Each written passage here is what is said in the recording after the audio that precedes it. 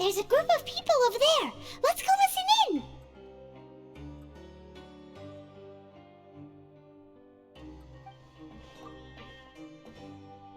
So I said, that's not a faucet. Hey, who are you two? Why'd you come over all of a sudden? Oh, sorry for eavesdropping. Sounds like you were talking about something private. What's the matter? They're just looking to join in on our fun, that's all. Hey, don't pretend like it's okay for them to just interrupt us like that. Yeah, fine. You're lucky we don't mind extroverts that much. You hear that, Quisto? What nice! Your expressions tell me you're looking to hear some juicy info, am I right? But before that, it just so happens that I know you two. Really? Are we that famous? You're kidding. How often does anyone get a personal tour led by His Grace himself? Practically everyone was talking about it. Word has it that you also caused quite the kerfuffle. A little mistake, huh? I like the way you put it. You see, people with a good attitude can join our group anytime, unlike some of the others here. Your group? I'm Quisto, and this is Lavaroon. People usually call us the Bombshell Bros, but don't worry. We're not playing with bombs or anything. It's just that our information is always so explosive, and we blow minds on the regular. So, you two really like to gossip? Whew, you sure know how to embellish. No. You don't get it. Knowing intelligence will make things better for you here. For example, knowing who's working with whom, who has the latest rumors, who's not getting along. Wouldn't you like to know all that? Whoa, all this info's worth something, you know?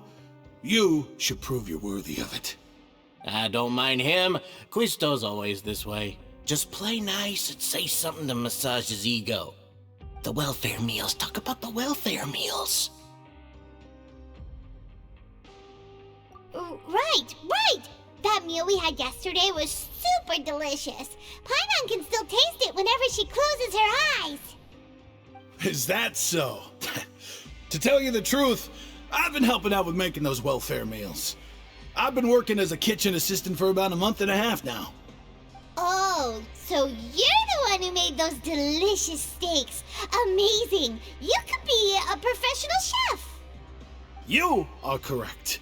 I am a true professional. In fact, I even went to culinary school. But enough about that. Since you like my cooking, I guess that means we share similar tastes. Listen carefully. This little bombshell will help you learn what's really going on here in the fortress.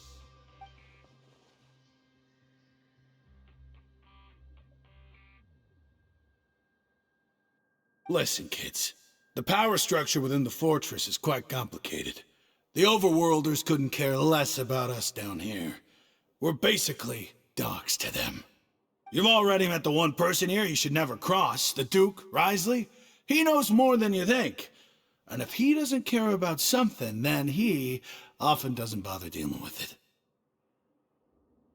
Those who have the Duke's attention get all kinds of special perks, even better treatment in the infirmary. I know who you mean. It's that Jurier character, right? I don't think there's anything useful about him at all. Why does he visit the infirmary practically every day? Is it normal for anyone to be going in and out of there so often? If you ask me, he's just faking it to get out of work. But did you know that Jurier was a talented researcher from the Fontaine Research Institute before he came here? There's no denying that. I don't care if he was a researcher that could turn dirt into Mora. Once you're in the fortress of Meripede, you're just another inmate like everybody else.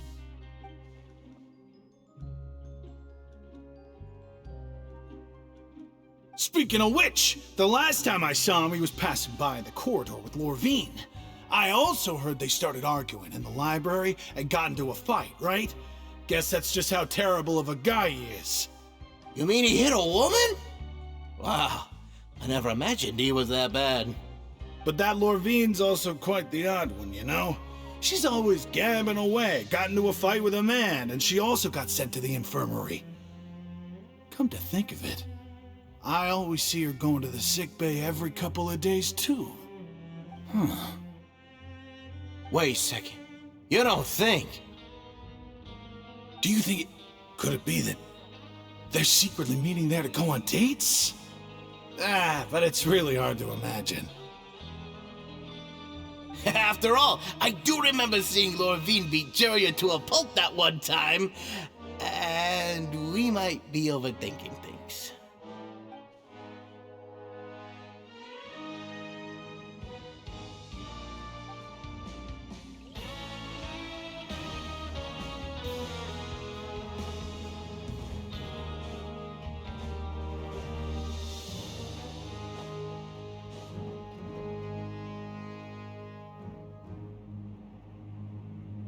Look, there are some people talking over there. Let's listen in on the conversation.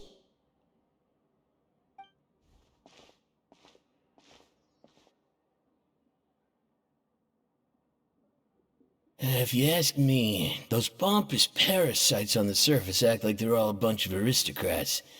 Do any of them give half a hoot about a bunch of dogs like us? Hey, speak for yourself, mate. I'm no dog. Oh, you think you're special or something? If you're here, then you're just a convict like the rest of us. I've heard that even if you're released after serving your sentence, going back to life on the surface ain't any better. Once a criminal, always a criminal. Or marked for life. I don't buy that.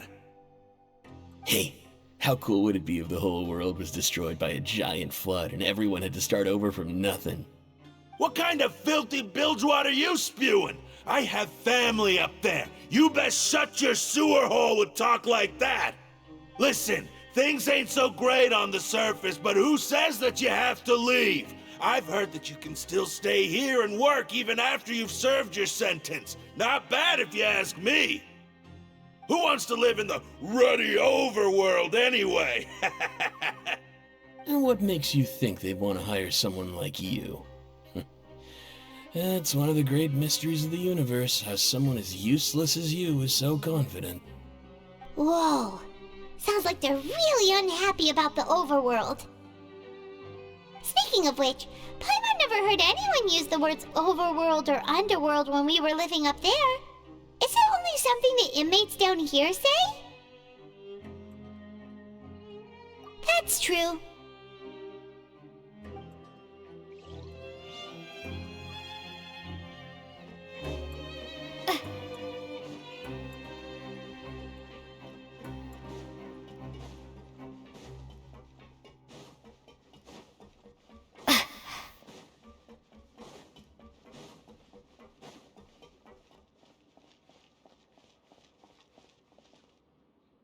Hey, you over there? Yeah, you. Say, do you like playing card games? You know, like Genius Invocation TCG? You TCG players are like mint in the wild, literally sprouting up everywhere. Hey, come on now. What's wrong with finding fellow Invocation aficionados? Anyway, care to join me for a game? All right. No pressure. But why would you be looking for people to play Genius Invocation in a place like this? Don't people usually come here to fight? Whether you're throwing down cards or throwing punches, it's all a competition, isn't it? It's all the same in my eyes. There are lots of card players here in the fortress. When I saw you, I immediately thought, hey, even outsiders from other nations play cards. So I came over to say hi. Sure. Great! Since you've been here longer than us, you need to flex your seniority a little bit, right? Maybe you could start by telling us newcomers some stories about this place. I thought you would have already heard everything by now. All right then, did you have anything specific in mind? Or do you want me to just pick a topic? Why don't you pick? We'll let you know if we've heard it already. All right. Have you heard any strange rumors since you've arrived? Then, did you know that there are some people who are always gossiping over in the corner? Yeah, so you've already met those two. They're quite a pair. They always keep an eye out for the latest happenings and gossip about everything. I've never seen anyone with more time on their hands. I heard that they used to be a chef and a bartender before they were sent down here. You know how bartenders are, always chatting with customers. And chefs love to pass the time just hanging out when they're not cooking. Good to know. Do you have anything else to tell us? Let me think. Sounds like you want to hear something a little more tantalizing. Oh, did you know that the Duke was also a convict in the fortress of Meripede before? Huh? Wait, are you serious? That's right. The Duke was an inmate just like you and me. Seems he was exiled here for committing some crime. Who knows how he ended up rising up to become the warden, though. To go from an ordinary inmate to becoming the manager of the whole place? I'm not gonna lie, I kinda respect that. A forbidden zone? Sounds like something that someone just made up. I've never heard of that. Where did you hear about it? It's just a rumor we've been hearing, but no worries if you've never heard of it. Do you have anything else you can tell us?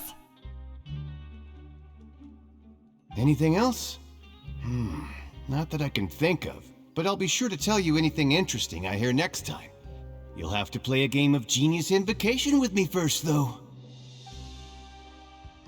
Okay, we've talked to just about everyone, and it's about time for us to go meet Linny.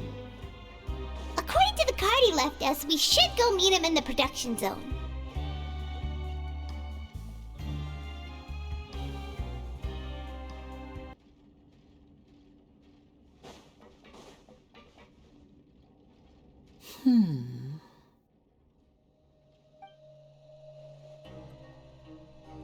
Huh?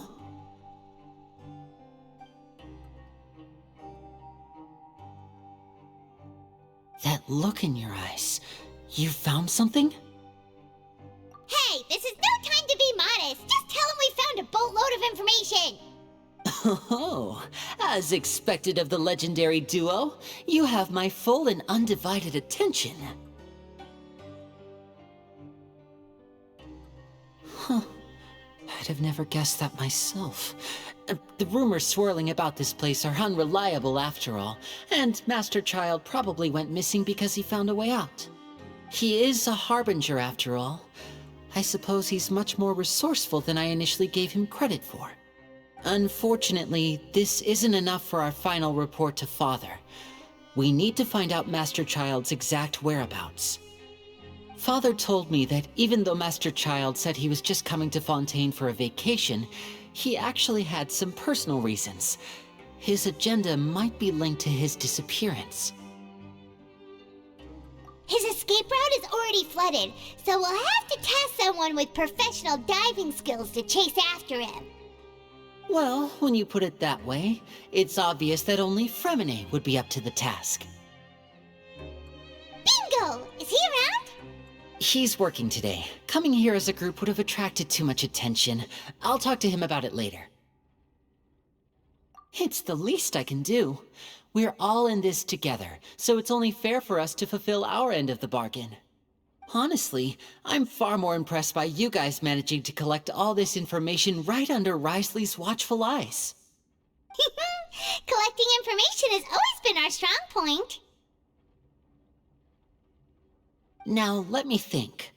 To find out more information, Fremine will have to retrace Master Child's original route. And if he's to do that, he'll have to set out on the next pipe cleaning day at the earliest. That's 6 days from now. And after that, he'll probably take another 2 or 3 days to return. You can even estimate how long it'll take for him to get back? We've been working together for a long time. We know each other's capabilities like the backs of our hands. Traveler, what say you to meeting here 9 days from now? We'll be able to pick up Fremine while we're at it, too. Oh, and there's just one last thing we'd like your help with. Though we can just sit back and wait for Fremene's report on Master Child's whereabouts, we still need to make more progress on the investigation of the Forbidden Zone. Fremene's no master of disguise, Lynette's still working on getting intel from the other areas, and I'll need to spend some time helping Fremene prepare for his diving mission. So, you are the only ones we can count on. What do you want us to do? Will it be hard? Well, I won't call it easy per se, but I think you'll be able to pull it off. Listen carefully. You'll need to find an excuse to get into the infirmary and investigate the room and environs. You've mentioned several sketchy-looking people always meeting at the infirmary earlier, so it probably has something to do with the secret we're hoping to uncover.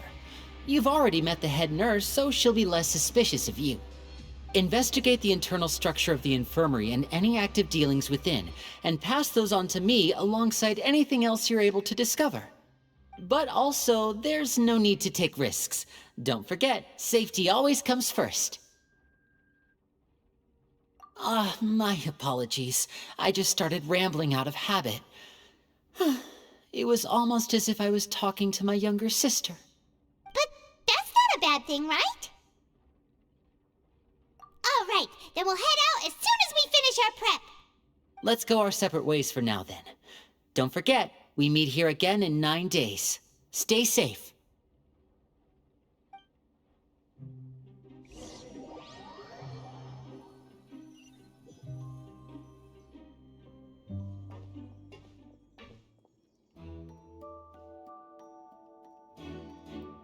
Hey, stay here for now. Paimon will take a peek. There seem to be several people inside.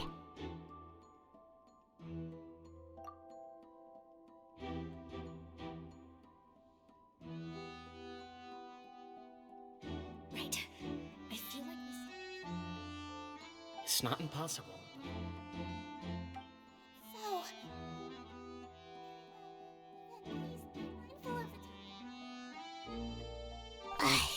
It's a bit hard to understand them from here, so why don't we just try to talk to them in person? Let's go as soon as you're ready.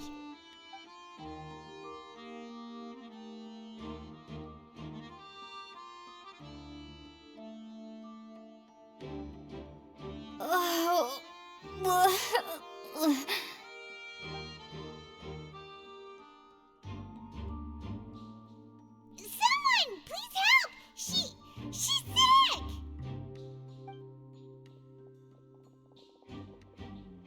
Whoa, are you okay?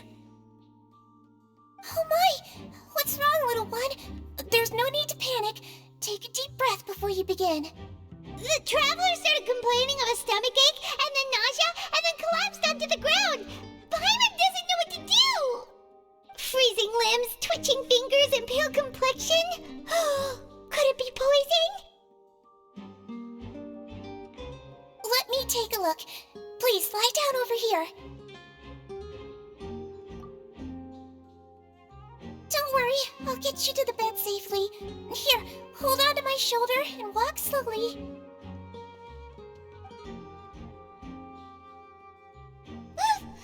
You can do it, traveler! Don't apologize. You're sick after all. Now, please relax. I'm just going to do a preliminary checkup on you.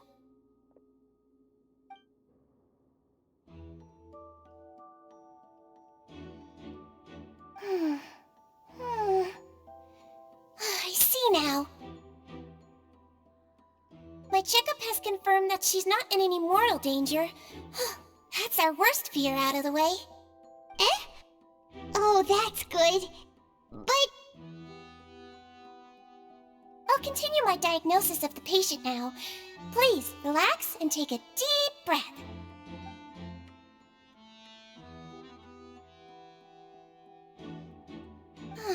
Don't sense serious damage to your organs either. Does it hurt when I press here? And here? Huh? But based on my initial checkup, there shouldn't be a problem here. How strange.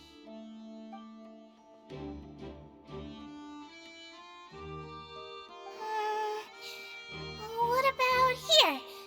does this hurt? Oh, I understand. So that's what it is. I think you just ate something that disagreed with you. That's all. Nothing too serious. Outside of a pretty bad stomachache when it decides to act up. So that's what it is.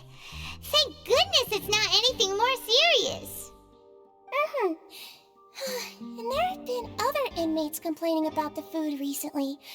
I'll inform our head chef, Mr. Woolsey, of this problem as soon as possible. Congratulations! The health risk is incredibly low, so you should recover within a couple days. Why don't you take a rest here while I go get some medicine for you? Miss Levine, I'll have to trouble you to help me look after this new patient while I'm gone. Very well. And she hopped away just like that.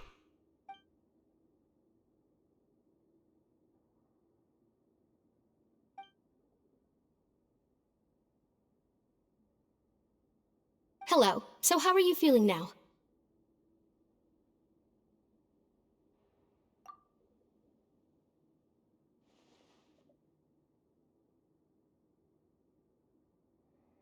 Her stomach aches really bad. She was stumbling about the whole way here, so Paimon's really worried.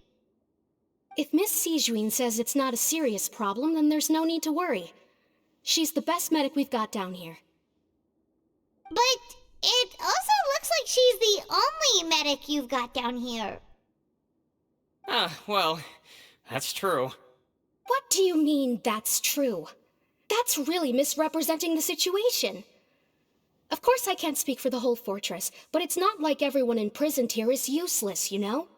Though they may have committed crimes and gotten locked up here as a result, they still know a thing or two about medicine, and they help Miss Sishuin take care of the sick and injured. Yeah, you're right. But did you have to lecture me about it in front of another patient? Aren't you a patient too? Where did all your energy come from? That's correct. Sorry, I got a bit ahead of myself. Are you two also sick? We've been sick a while. I come back every once in a while for checkups, and to pick up the medicines Miss Sijuin prescribes for us. That's just the nature of chronic illnesses. As for her...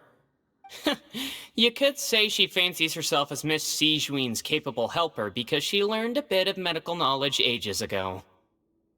Please watch your mouth, Mr. Jurier. Don't forget that you are the primary reason I have frequent heart palpitations. Hey, don't start arguing now! Please, keep it civil at least!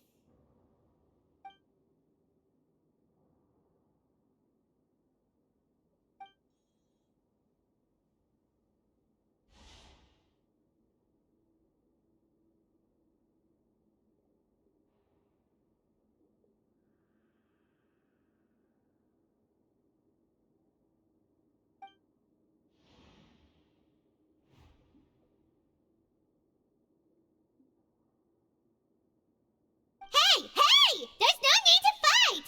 Everyone will be released someday, so there's no need to argue over silly things like this! But... Release. It's way too early for us to even think about that. And who the heck knows if we'd even be able to continue our previous lives?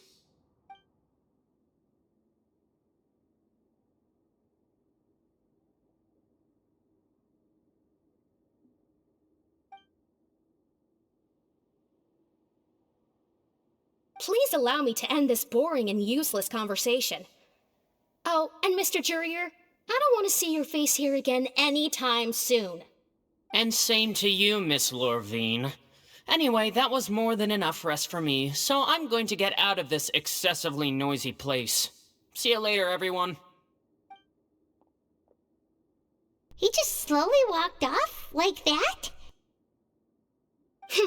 That's just what he's like. I'm sorry you had to see all of that. I'm Lorvine, and that's... Well, his name is Jurier, but I hope you'll never have cause to remember his name. You really can't stand him, huh? I mean, can you blame me? Look, who would like someone who's as arrogant and obsessed with weird research topics as he is? But there's no need to keep dwelling on him. I'll accompany you two for a while. Miss Sishwin should be back soon, and I'm sure you'll feel better as soon as you've had some of her medicine. No, it's nothing. I'm back! Did you rest like you promised? Thank you for getting our medicine, Miss Sishwin. Did you all cooperate with your bed rest? I trust that nobody got up to walk around. Good. Here, this should be 2 days' worth of medicine for you. Take 1 pill now, and then continue your bed rest.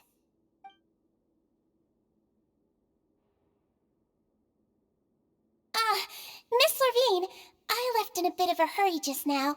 Do you still remember if we discussed the color of the pill that you should be taking today? I remember. You said it should be yellow.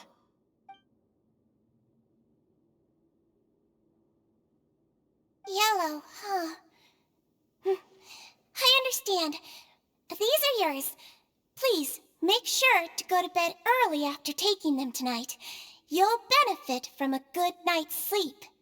All right, then I'll also be on my way now. I hope you feel better soon, too.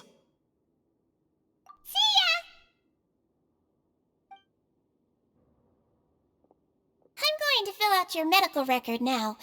You're widely known as the Traveler, right? I just want to double-check a few details, if that's all right with you. Those two made quite the commotion just now, so why don't we let the Traveler rest? Paimon can answer the questions instead.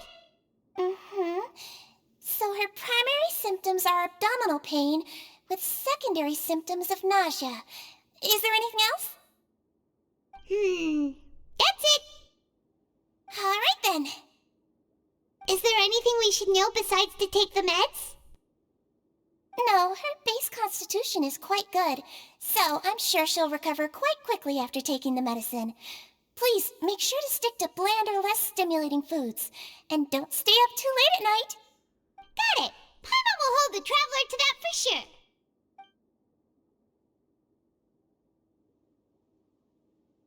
Oh, you're going to take a nap already? Okay then, you get some rest.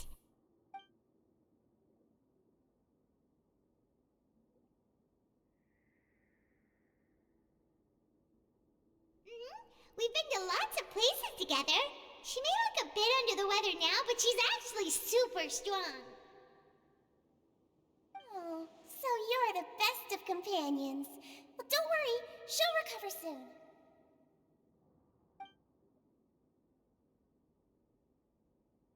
Ah, you're awake. How do you feel? You slept for a really long time, but we never left. Well, now you can go back without a worry in the world. Remember to take your meds regularly, and remember bland foods. Thank you, Miss Sijween.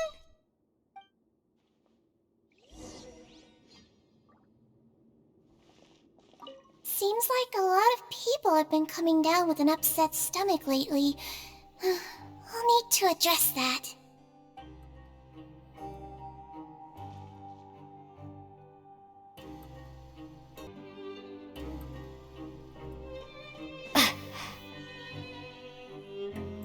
You really are something. To be able to fall asleep like that and even sleep talk the entire time, you scared Paimon half to death! No, but you kept mumbling things along the lines of, Pyron, don't take my grilled fish, and put down the Adeptus Temptation now! Paimon talked with Sijween the entire time you were asleep. She seems like she's just a sincere nurse, and Paimon didn't notice anything unusual in the room. Are you sure we're not going off track with the infirmary?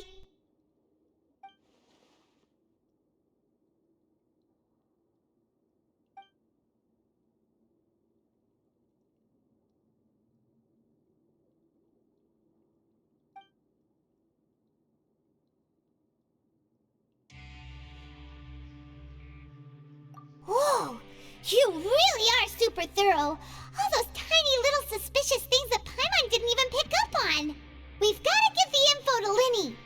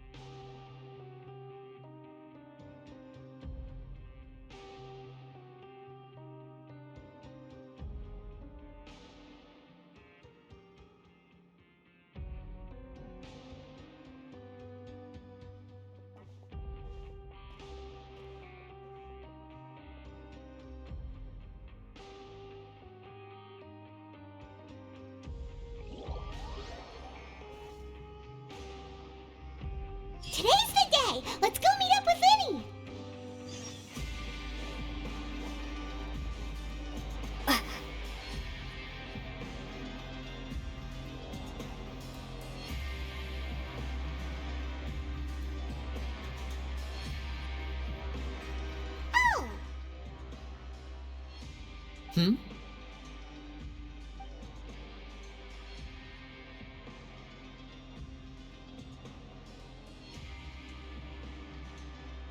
Did you two run into any trouble over the past few days? No, we just worked our shifts according to the schedule. Nothing weird happened. That's good. That means you didn't raise any suspicions when you infiltrated the infirmary. We've taken a look at the slip you've sent. Fremine successfully left the grounds via the pipes 2 days ago, and as of last night, Lynette has also infiltrated the infirmary after faking an illness. Wait, why is she getting involved as well? You already went above and beyond when you scoped out the infirmary. To put it more bluntly, even if we were to view that as something you did in exchange for Fremine's help, you've already done more than enough. Infiltrating a guarded stronghold is a different kind of job from a one-off investigation. We want to avoid using the same faces over and over and reduce the amount of suspicion that will fall on any given person. Lynette also felt like you have already taken the first step for us, so she should be the one to finish the job. So that's what Lynette thinks. Oh, Paimon hopes everything's going well for her. Then, let's go check on Lynette before Fremine returns. If everything went well, then she should be wrapping up her investigation right about now. Is now really a good time to go over? According to my observations, Sigewinne always spends around half an hour away from the infirmary right before lunch. Lynette knows this as well, so this should be a good time to meet up with her. Also, I'm her brother, remember? It's only natural for an older brother to care about his younger sister's well-being. Okay, then let's head over right away!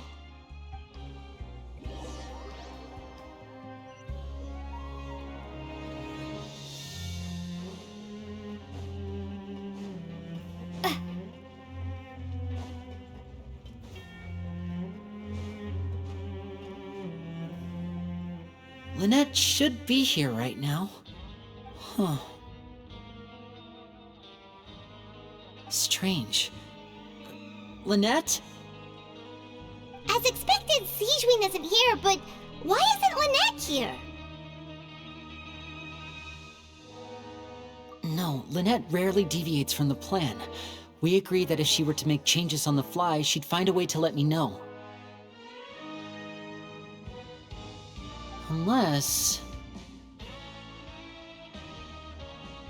Let's see if there are any clues around here. We can look while we wait for her. Who knows? Maybe she'll be back soon. Okay.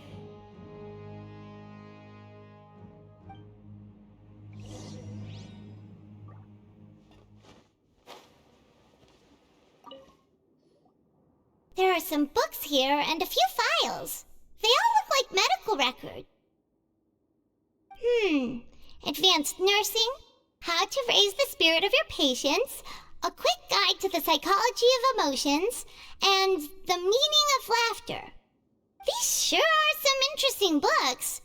Who knew Sigewinne would be interested in these kinds of things? She even has books on understanding people's motivations and feelings. Is it because she's a Melusine? Or does she have a need to understand her patient's emotional state? Seems quite normal to me. These are skills that would come in handy for a nurse from time to time.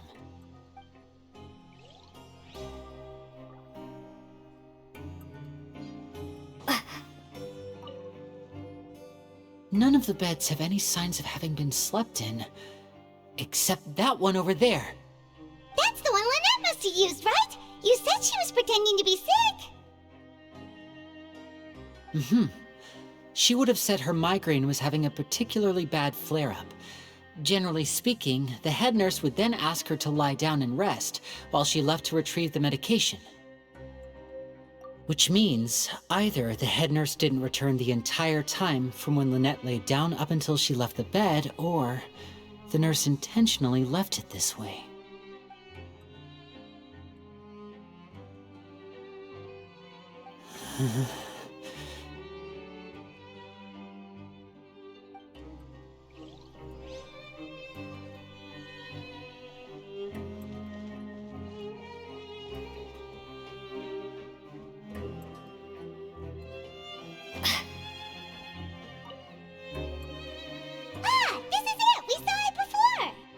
Wait, this thing?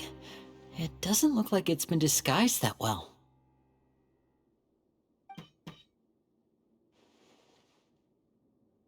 The space behind it is empty. From its size, I don't think it's an entrance that is meant to be taken apart. There's probably a mechanism around here somewhere. Could Lynette have tried to get inside? But if that's the case, she would have contacted me for sure.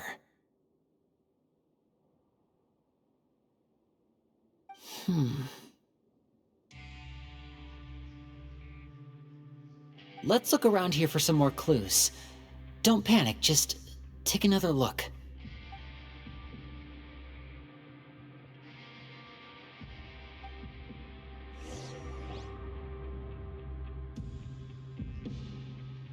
Hey, you guys, there's a slip of paper over here! A slip of paper? It's right over here, and there's a bunch written on it too. It reads, "Out of respect for your usual practices, I'll use a piece of paper or card as the medium to pass on my message. You may consider this as me giving you my best regards." This is... Is that all? The back. This is... Show me! Now!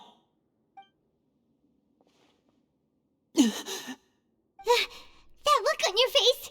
Paimon's reading it now. Would you care to guess where Miss Lynette of the Fatui could be right now? No. Could she have... Is she already... Wriothesley. Did he deliberately leave the infirmary unguarded to use it as bait? Wait, you mean he was aware of our goals from the very beginning? But why? We didn't run into any trouble last time, and he also never reached out to us since. Yes, that is a crucial question. Wriothesley, he doesn't do anything without a clear goal or reason. So this means he had no concerns about your activities from the very beginning.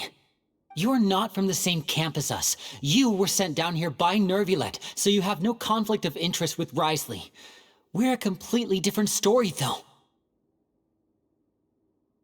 I'd like to know that, too. Why did he only go after her? Don't panic, just think everything over. I have to stay calm. This is not like what happened last time. The situation's different now.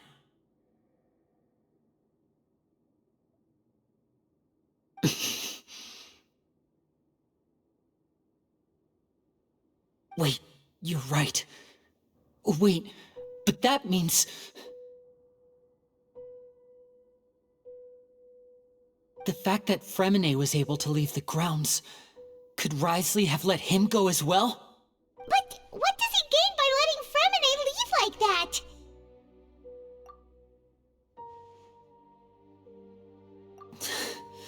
So he's challenging me and trying to provoke me, I'm sure of it. We never should have sent out Fremine. We had to go through all that trouble to find an opening to sneak him around the guards and into the pipe, and we even thought luck was on our side. If Wriothesley let him leave on purpose, then he's probably in a terrible spot now as well. Lenny's getting more and more panicked. We have to calm him down. Don't be like this, Lenny. Fremine wouldn't have left if we hadn't told you about Child. That was our fault. No, I'm the leader of this operation, and I'm the one responsible for this team. I was the one who failed to protect them.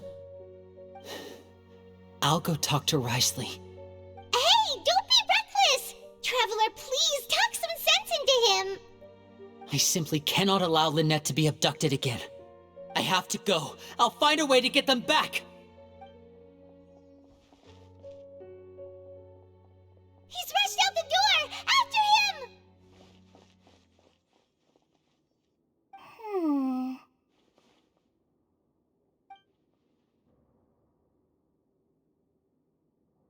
Right. I feel like we still have some room to make changes on these details. It's not impossible, but it'll require extensive testing. Is that so? Very well. Then please be Be mindful of the time. Huh? Is someone? Pack everything up. Whoever's outside is eavesdropping. They'll probably come in once we stop talking. Someone! Please help! She's sick!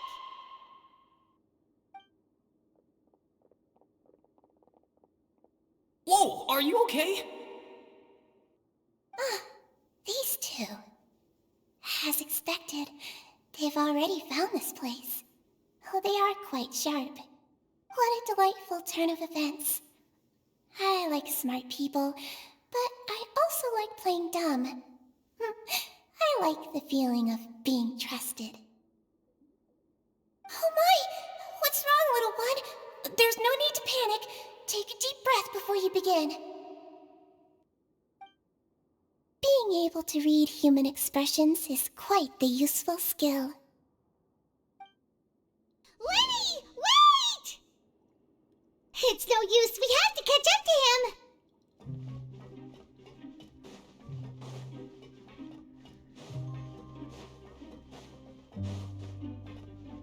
He's already out of sight. How is he so fast?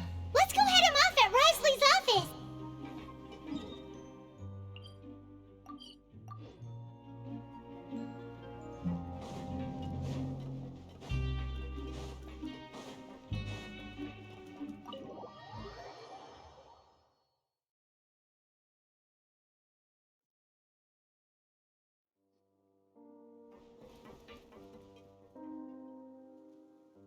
Come out and face me, Risley!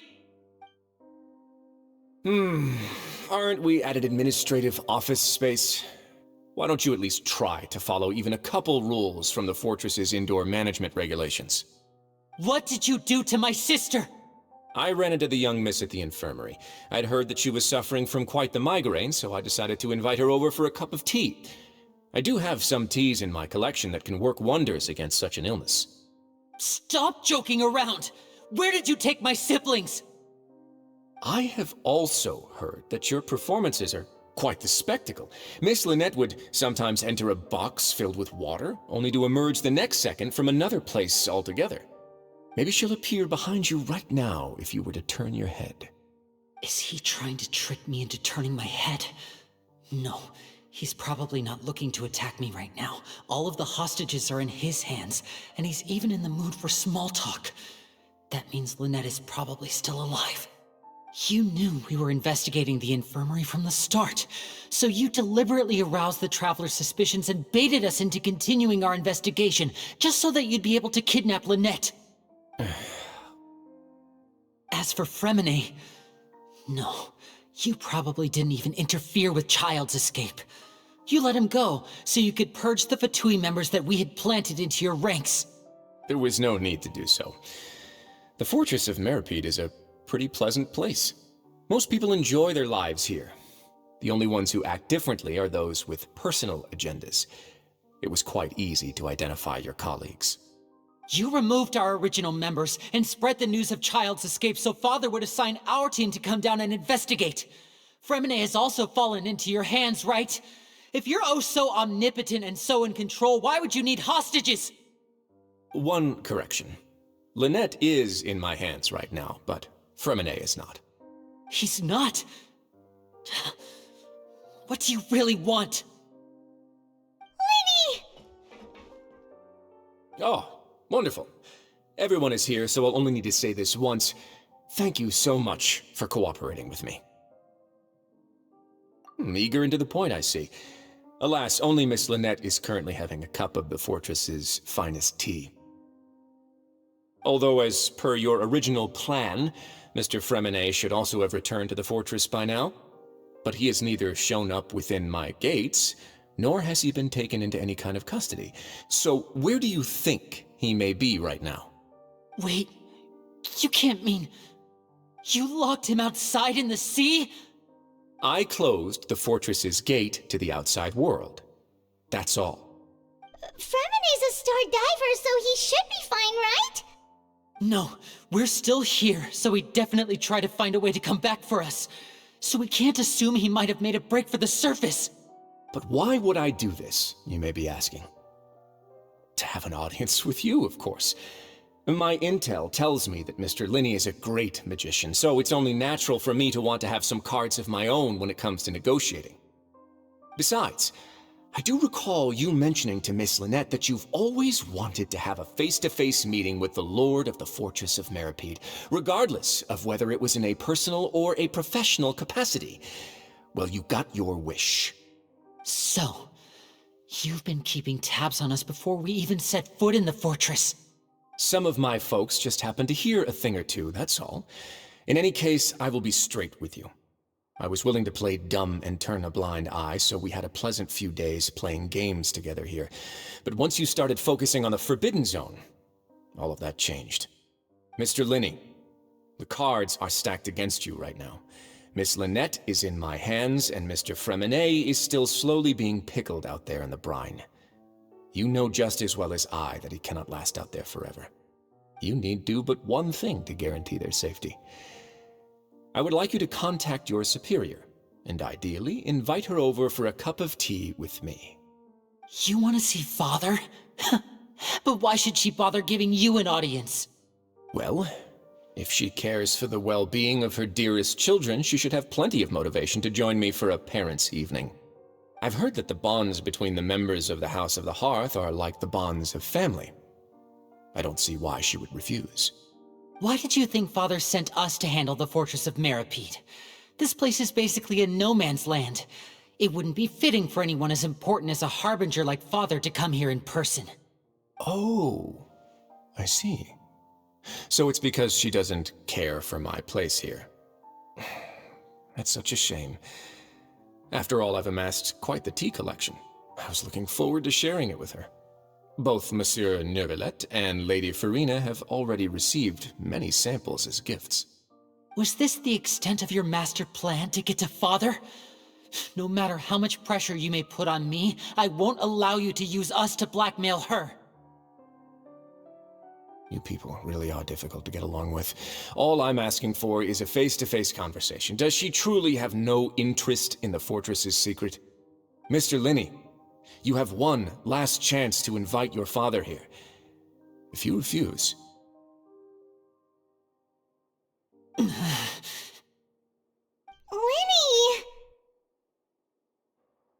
Instead of asking why I'm doing this, why don't you try to see things from my perspective for a second? From the very beginning, the Fatui has been actively infiltrating my fortress. I gave you a warning by cutting off the first few operatives I found, but that only caused you to double down. Had you given up on the fortress then and there, I'd have no reason to want to talk. Mr. Freminet left the fortress on his own, and Miss Lynette tried to pry out my secrets right in front of me. No matter how you look at it, the responsibility for this falls on you. I shouldn't ask Father to do anything because of us. 6, 5...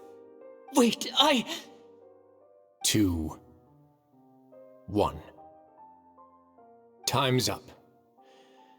It really is a shame, Mr. Linney. Risley!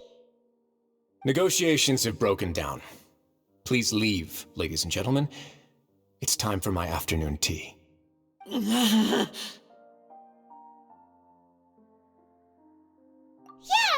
to the Traveler! If you can't talk to Linny, can you at least talk to us? You do realize that I'm only letting you go because of Neuvillette, yes? You're here helping him out, and I've already done my best to stay out of your way. But that doesn't mean you can just do whatever you want. The fortress may be small and remote, but it still has its own set of laws. Then how about this? Those who are capable deserve respect. You've spent quite some time investigating my home turf by now, so why don't you tell me a thing or two about what you found, I'll ask you 3 questions. Answer all of them correctly, and I'll agree to your request. Question 1. Regarding the hidden rules of the production zone, what is the truth behind the one about not being allowed to work for 3 days in a row?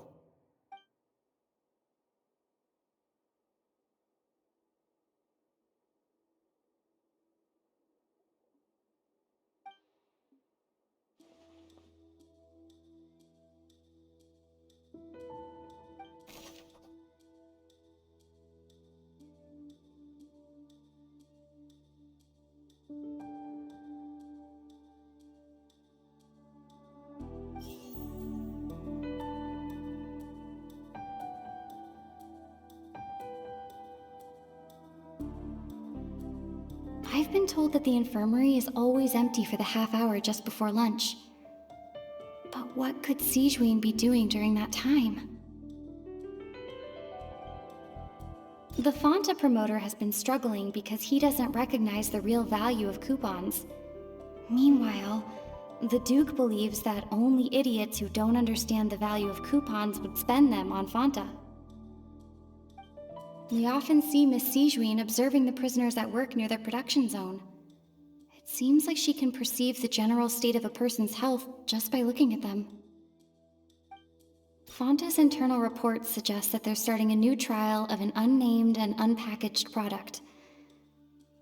But the product has to undergo a trial because even Fonta's own employees have a lot of reservations about it. The research note said that the Melusine race perceives the world very differently from humans. Because of that, the Melusines have also developed a sense of aesthetics that appear rather strange and alien to humans. According to Collins, the Pancration tournament only took place because the Fonta company sponsored it. The company must want a return on their investment as well. We often see Miss Sijuin observing the prisoners at work near their production zone. It seems like she can perceive the general state of a person's health just by looking at them.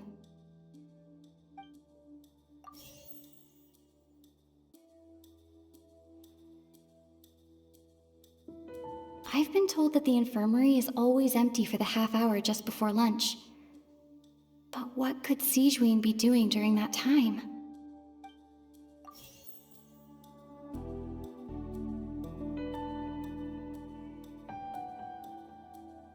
According to Collins, the Pancration tournament only took... The research note said that the Melusine race perceives the world very differently from humans. Because of that, the Melusines have also developed a sense of aesthetics that appear rather strange and alien to humans.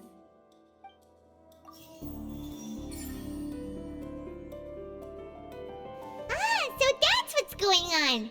Paimon understands it now! Who would have guessed? The hidden rule of the production zone. People are not supposed to work 3 days in a row, and if they do, they'll get strange meat in their welfare meal. At first we thought this strange meat must have something to do with the people who disappeared, but in reality, they were all prepared by Sijuin, the head nurse. She often visits the production zone to observe the workers' health and makes a note of anyone who has worn themselves out after 3 full days of work. Out of her sense of duty as the head nurse, as well as her genuine concern for the workers' health, Sijuin visits the cafeteria right before lunch and cooks an extra dish for those who can use the stamina boost. Sijuin has only the best intentions with her surprise gift and doesn't want anyone to find out about what she does. However, unfortunately, Melusines as a race perceive the world differently from humans, and their sense of aesthetics is even more alien to us. The recipients of her lovingly prepared special meals cannot taste the care within and usually just freak out. Are we on the right track? Not bad. You've uncovered Sijuin's secret and even guessed her intentions correctly as well. It's nice to know that her efforts have not gone unacknowledged. All right, now for my next question. There are also some hidden rules in the Pancration Ring, including the one that you're not allowed to support both sides of a fight. Why is that?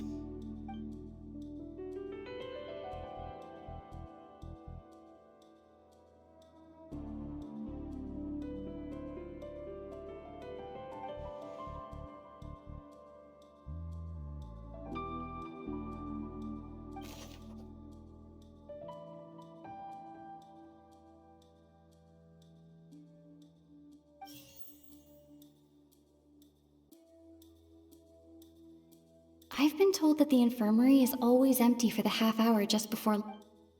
Fonta's internal reports suggest that they're starting a new trial of an unnamed and unpackaged product.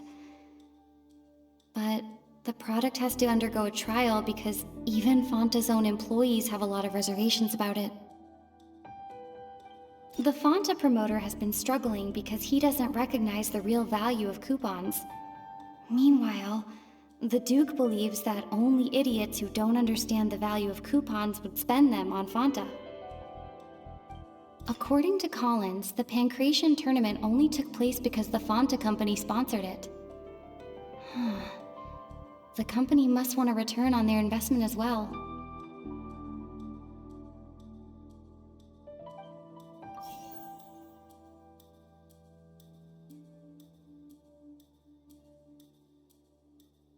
Fonta's internal reports suggest that they're starting a new trial of an unnamed and unpackaged product.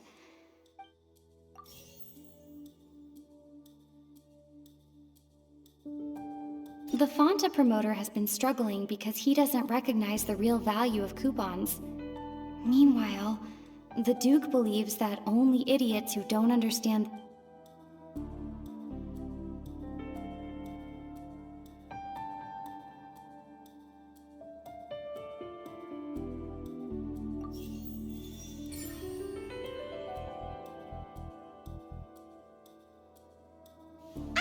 Paimon gets this rule too now, so there really was nothing to be afraid of.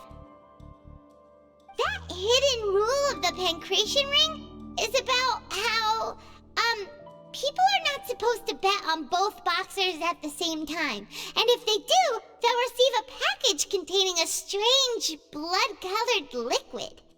People get scared when they see it because they've subconsciously begun to associate it with the missing boxer. But really, it's just a bottle of the latest yet-to-be-named and packaged new Fonta trial product. A blood-red drink. It's no wonder even Fonta's own staff were questioning the company's decision-making. The company, facing backlash from its own staff, decided to try to trial the product on a smaller scale, to see how it might be received by customers. They came to the fortress of Meropide, and offered to sponsor the Pancration tournament so they could push their new product. But the Duke completely refused to even entertain the idea. The Duke, knowing how valuable coupons are in the fortress, knew that only total idiots who didn't understand their true value would bother buying a Fonta product here. And so, only those who proved their stupidity by being dumb enough to bet on two opposing sides of the same match were selected to receive the drinks. I acknowledge the effort you've put into bringing the truth of this mystery to light.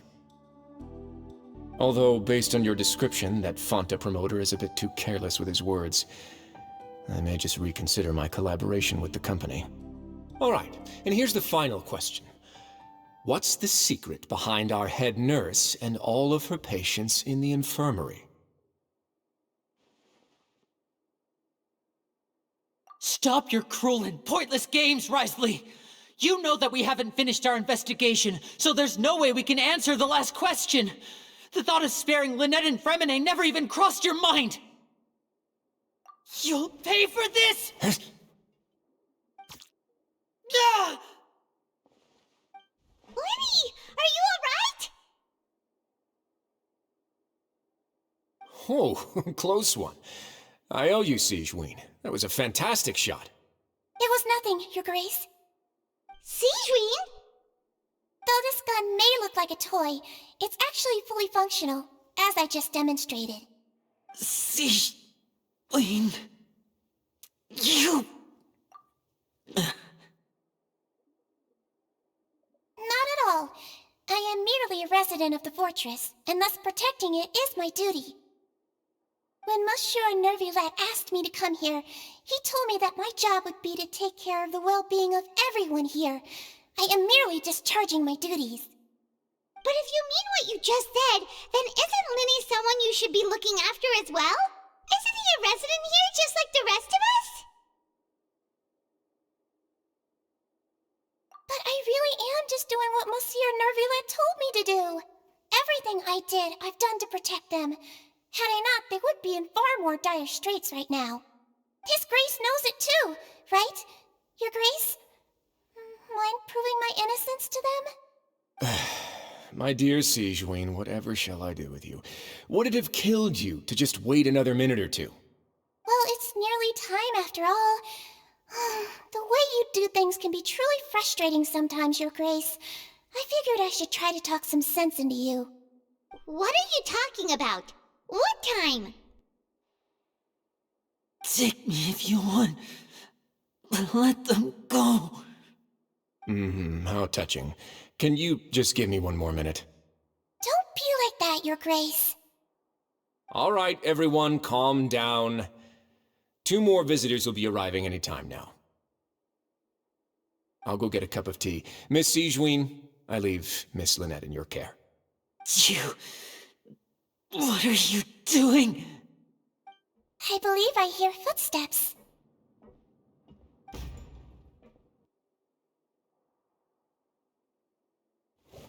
Some space, please. Ah, Miss Clorinde. My door. Fremine... Fremine... What's going on? What is Clorinde doing here? Work. I'm sorry about shooting you, Mr. Linney. The tranquilizing effect will begin to wear off soon. Please take it easy in the meantime, though. What happened to Fremine? Wasn't he diving just outside of the fortress? Why is he looking like this?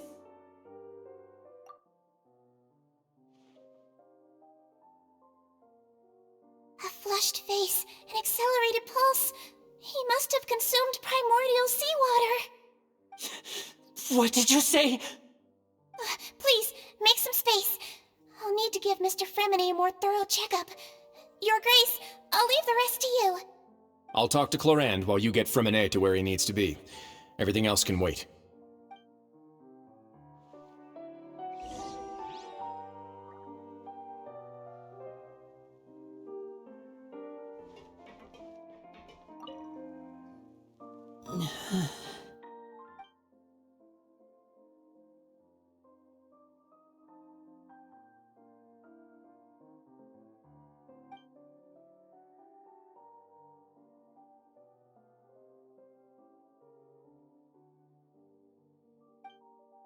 How is he?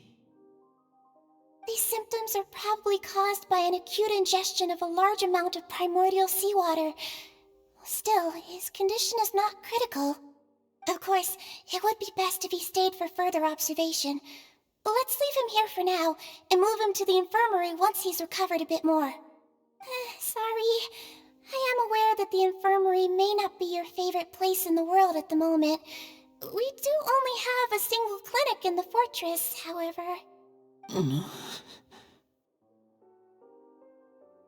Why would he ingest a large amount of primordial seawater after leaving the fortress?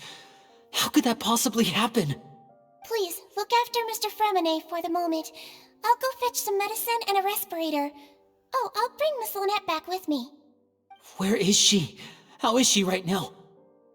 Oh, she just took a nap in an empty room after I tranquilized her.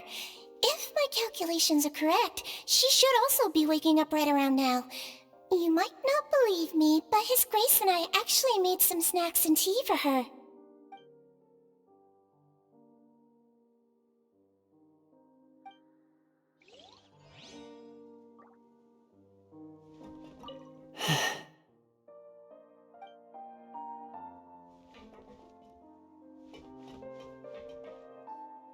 What's that look on your face? I thought I made good time on the way back. Oh, I'm just admiring your punctuality. Had you arrived just a few minutes later, Sigewinne may have been forced to shoot Mr. Linney again. How's the situation out there? The water has changed. It's pretty much as expected. The concentration of primordial seawater has increased significantly. I was only out there a short time, so it wasn't too bad. But if one were to stay for any significant amount of time, well, you can see how that boy's doing. Where was he when you found him? The abandoned zone at the end of the pipes. A good distance into the water. Closer than I thought. He must have recognized it early on and tried desperately to swim back. Locking the door was necessary. I don't think we could have saved two. Well, I did try to convince him that I had my reasons. Never seems to work, though. It would probably work on Neuvillette. He has a knack for picking out who had good intentions, even when the outcomes were all terrible. It's a bad sign if you're having to plead your case to Neuvillette. Want some tea? Not particularly. If you want to drink some that badly, just say so. Fine, I'd like to get some tea. Want me to get you a cup too, since I've already made it? Might as well then, I suppose. Actually, do you have a towel? I would like to dry my hair.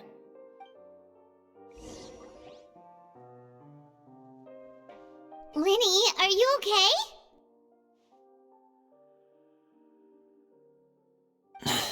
I'll be fine. They're all here now. Don't worry about me. Are you sure? You don't look alright. My hands and feet are still a bit weak, but that's probably just the residual effects of the tranquilizer shot. I'm back, everyone. Lenny! Oh, Traveler, Paimon, you're here too. Fremine? Is he... He'll be fine. But for now, please help me lift him up.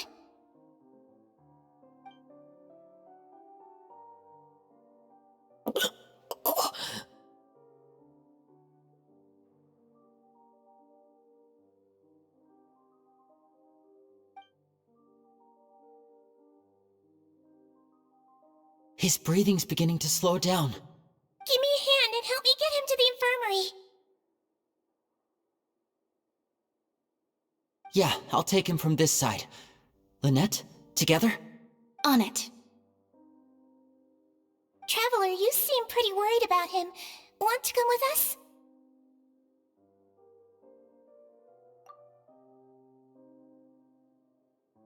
The Duke and Clarande are gone. They probably went to get some tea. The Duke will explain the truth in just a bit. Miss Clarande will need a break, since she only just returned from rescuing Fremine out of the sea.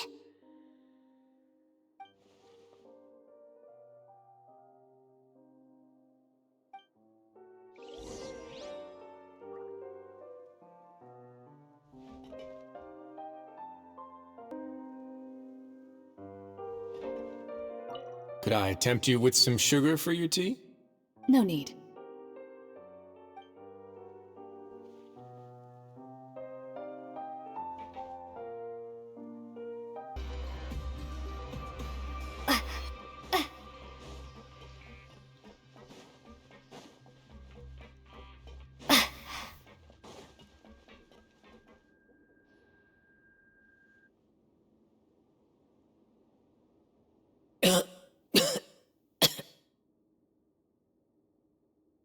He's awake! Fremine, how do you feel? Lenny... Lynette... We're all here. Where... am I? The infirmary, at the Fortress of Meripede, Mr. Fremine, and you are no longer in any danger. How do you feel? Don't push yourself if you're not feeling up to it. Traveler... Paimon... It's been so long. The sea! There's something wrong with the seawater. Shh, it's okay. We can talk about it after you've recovered. No, listen to me. This is really serious. There's primordial seawater mixed into the regular seawater. I don't know why it's there, but no one should touch it. Pipes... Right, the pipes. It's all coming back to me now.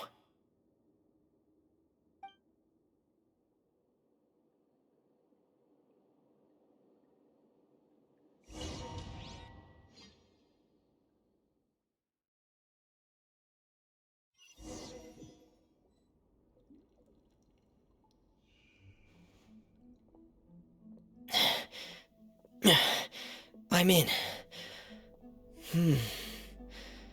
Seems like this pipe hasn't been used in a long time. It looks abandoned.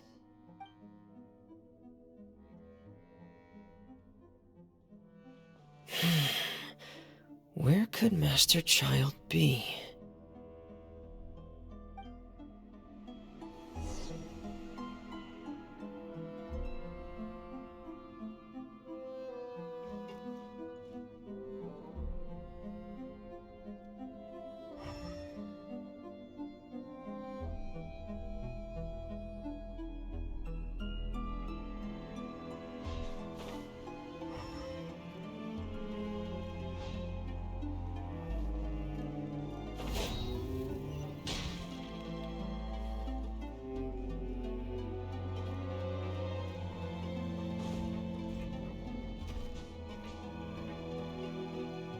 Huh. This mechanism looks like it's been tampered with. Could he have done it?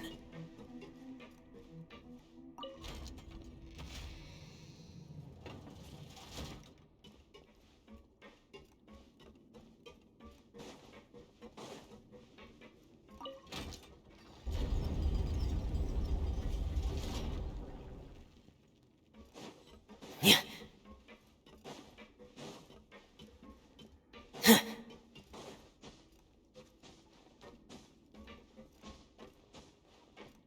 Yeah.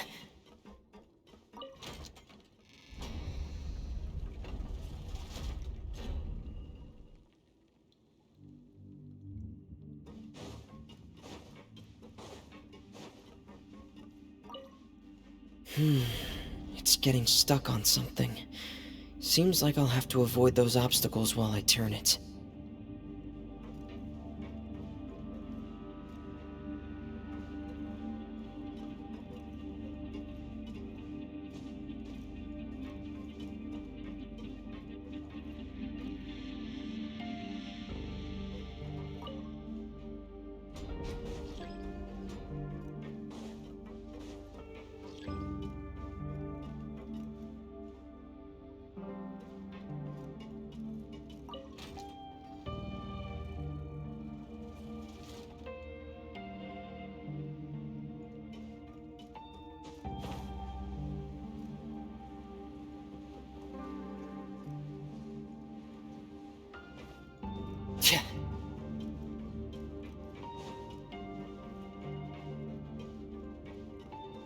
Hip.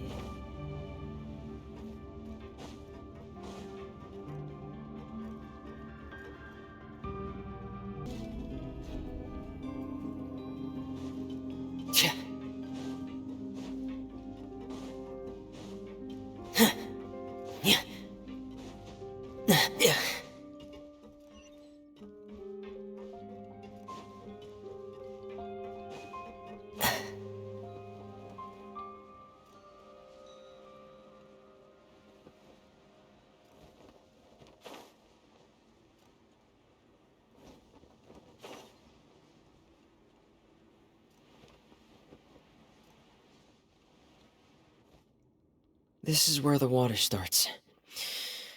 Okay. Master Child probably dived into the water. I'll go take a look as well.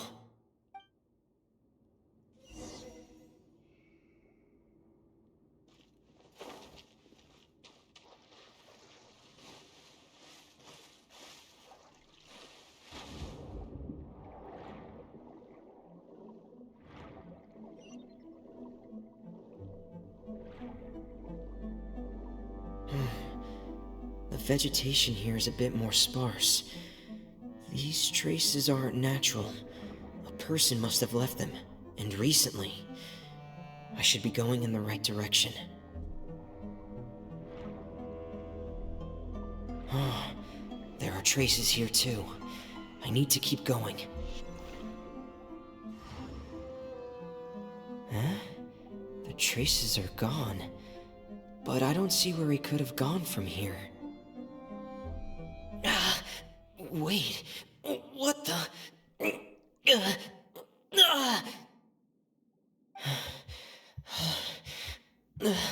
My heart is racing, and it's getting harder and harder to breathe. What's going on?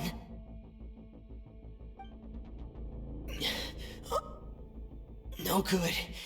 I have to get back. They still don't know anything about what's going on.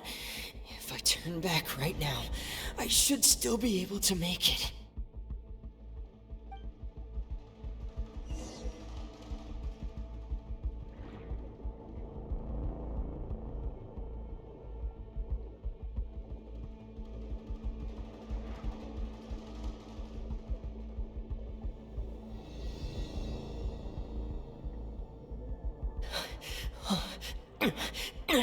I can't die here.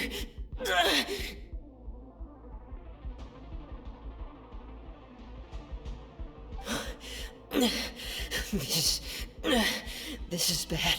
I'm feeling worse and worse, and I'm still underwater.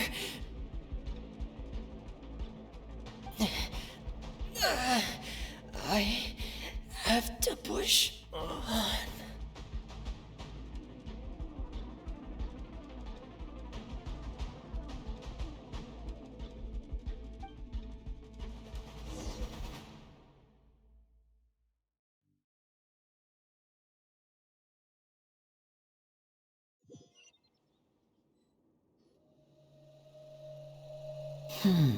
So, in other words, the trail you were following vanished, and you had no idea where Master Child could have gone, but there was also no obvious place for him to have disappeared to. That's right. I tried my best to swim back, but I had already put some distance between myself and the fortress, and I just couldn't find the strength to keep going. I probably passed out some time after that, and you know the rest. Miss Clarande brought you back, but we also don't know why she just suddenly appeared at the fortress, or why she went out to save you. Miss Clarande, you say? I must go thank her in person. You're still too weak, Fremine. You can go after you've had some more rest. Miss Lynette is right. I believe Miss Clarande will stay here as a guest for another few days, so there's no need to hurry.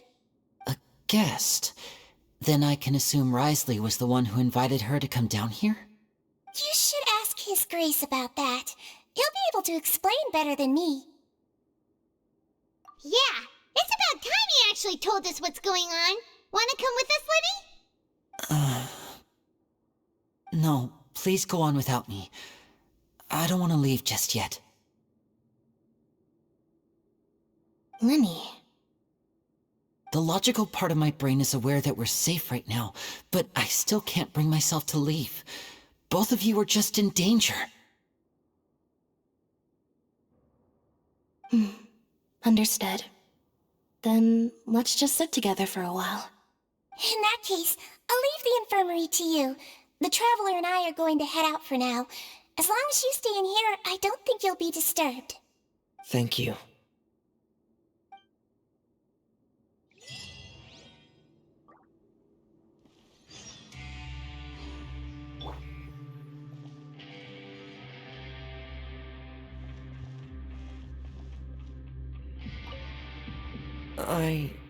I'm so sorry, Lenny. I'm also really sorry, Lenny. I should have been more careful. Don't say that. It was all my fault. I was the one who should have been more careful. You two were nearly... If I was stronger, maybe I would have already found Master Child. No, how can you say that? Huh? I'm sorry.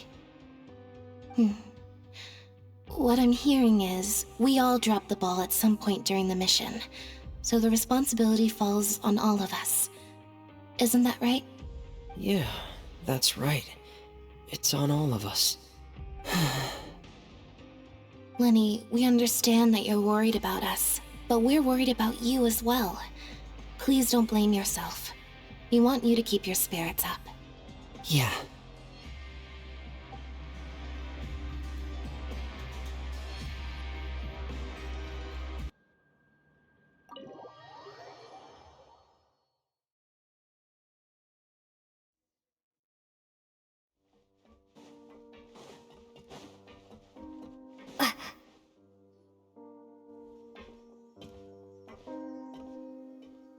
Excuse me? I take it Mr. Fremenay's condition has stabilized? Of course. I wouldn't have left the infirmary otherwise. I've been expecting those two, but might I inquire as to the purpose of your visit, Miss Sejuane? I wanted to check up on Miss Cloran. How are you feeling? Mostly fine, I think. If you don't mind, I'd like to perform another quick physical exam. It'll just take a few minutes. All right. Thank you for looking out for me. I'll take my leave for now, then. Well, want to explain yourself, Risley? Of course, but I'm not partial to the word choice of explain. How about enlighten? Where should I begin? How about you start by asking me any questions you have? You can start with whichever one you'd like to get answered the most. Then Paimon will begin. Did you know about Lenny's goals from the very beginning? No. I just knew they were Fatui operatives sent to the fortress by the Knave. As for their specific goals, I only figured those out as you made progress on your investigation. You managed to monitor and stay ahead of them even though you didn't know what they were trying to do? They came here with ulterior motives. I'm quite adept at discerning what that kind of behavior signals. Initially, I thought their goal was just to investigate Child's disappearance. Linny suggested that I had deliberately let him escape, but in truth, I didn't really do anything special to help or hinder him while he was here. Everything he did, from finding helpers to leaving this place, he did on his own. Of course, it's inevitable that the Knave would make a big deal out of her fellow Harbinger's unexplained disappearance. I'm also quite curious about where that Harbinger went, so I figured I might as well let the Fatui do their own investigative work. All I care about is the answer. So you were hoping Lenny's group would just do your work for you! You make it sound like that's a bad thing. Unfortunately, things didn't go as planned. I assume that Fremenay has told you already, the ratio of primordial seawater around the fortress of Meripede is on the rise. The Forbidden Zone has always been Lenny's target, and you got roped into that investigation after running into him. I began to intervene out of concern for your safety, and also to prevent the fortress from becoming entangled in more irksome matters. Are the rumors true? That you're also a former criminal? Now, why would you put it like that? Isn't staying here all day and serving as the manager of the fortress a kind of sentence unto itself? Another form of prison? I just happen to have some support from the rest of the inmates. That's all. Oh, right! Paimon wanted to ask, who invited Cloran down here? Me, of course. I paid her good mora to come down to the fortress for some field work. As a champion duelist, Miss Cloran could be considered to be an independent party. I needed to find an exceptionally capable person to help me get through the impending crisis. And saving Fremenay was part of that crisis? You can think of it like that, yes. Credit where credit is due, that boy is quite adept at diving. Had conditions not been as hostile as they were, he probably would have found the missing Harbinger already. That's not something you should be asking after. Neuvillette only asked you to investigate Child's whereabouts. All I need to prove to you is that the Forbidden Zone had nothing to do with the Harbinger's disappearance. That should be clear now that you've spoken to Fremenay. But we've already uncovered that there's something wrong with the infirmary, and we've answered a bunch of questions that you threw at us. Isn't it about time that you answer our last question in return? You make a compelling case. Do you really want to know the answer that badly? Yeah, Paimon really wants to know! Even if the truth may not be pleasant? Follow me.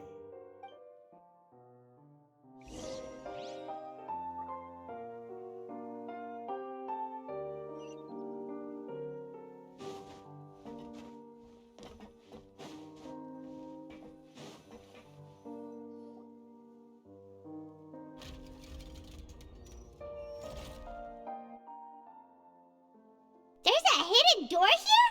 And a whole basement behind it? Huh, Risley? It seems you've forgotten just what kind of place the Fortress of Meripede is.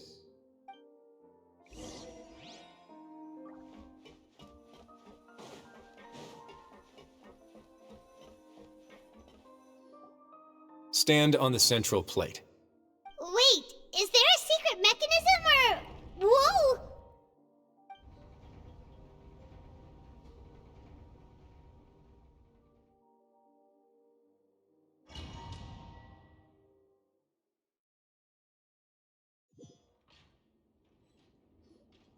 So, this is the Forbidden Zone? Honestly, for a place so well hidden, Paimon sure doesn't see anything special. What a huge door! There are 3 such isolation gates in total. Generally speaking, I'm the only one who's allowed to go inside.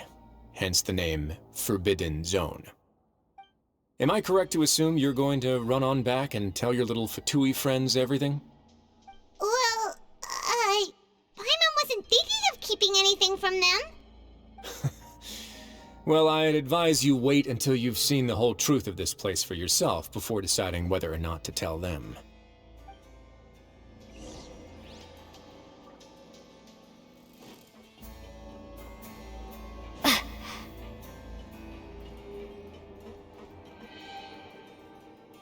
Huh, so there's a switch on the side. Stand back.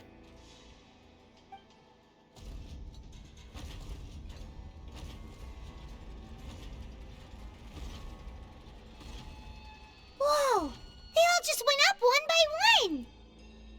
Go on, have a look.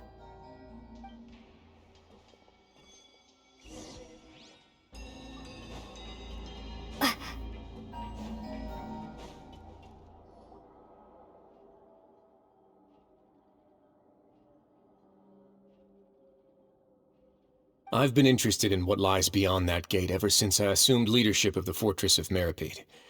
Of course, it would be unwise to recklessly open it, but it'd also be risky and negligent to simply ignore any potential danger that could be behind it.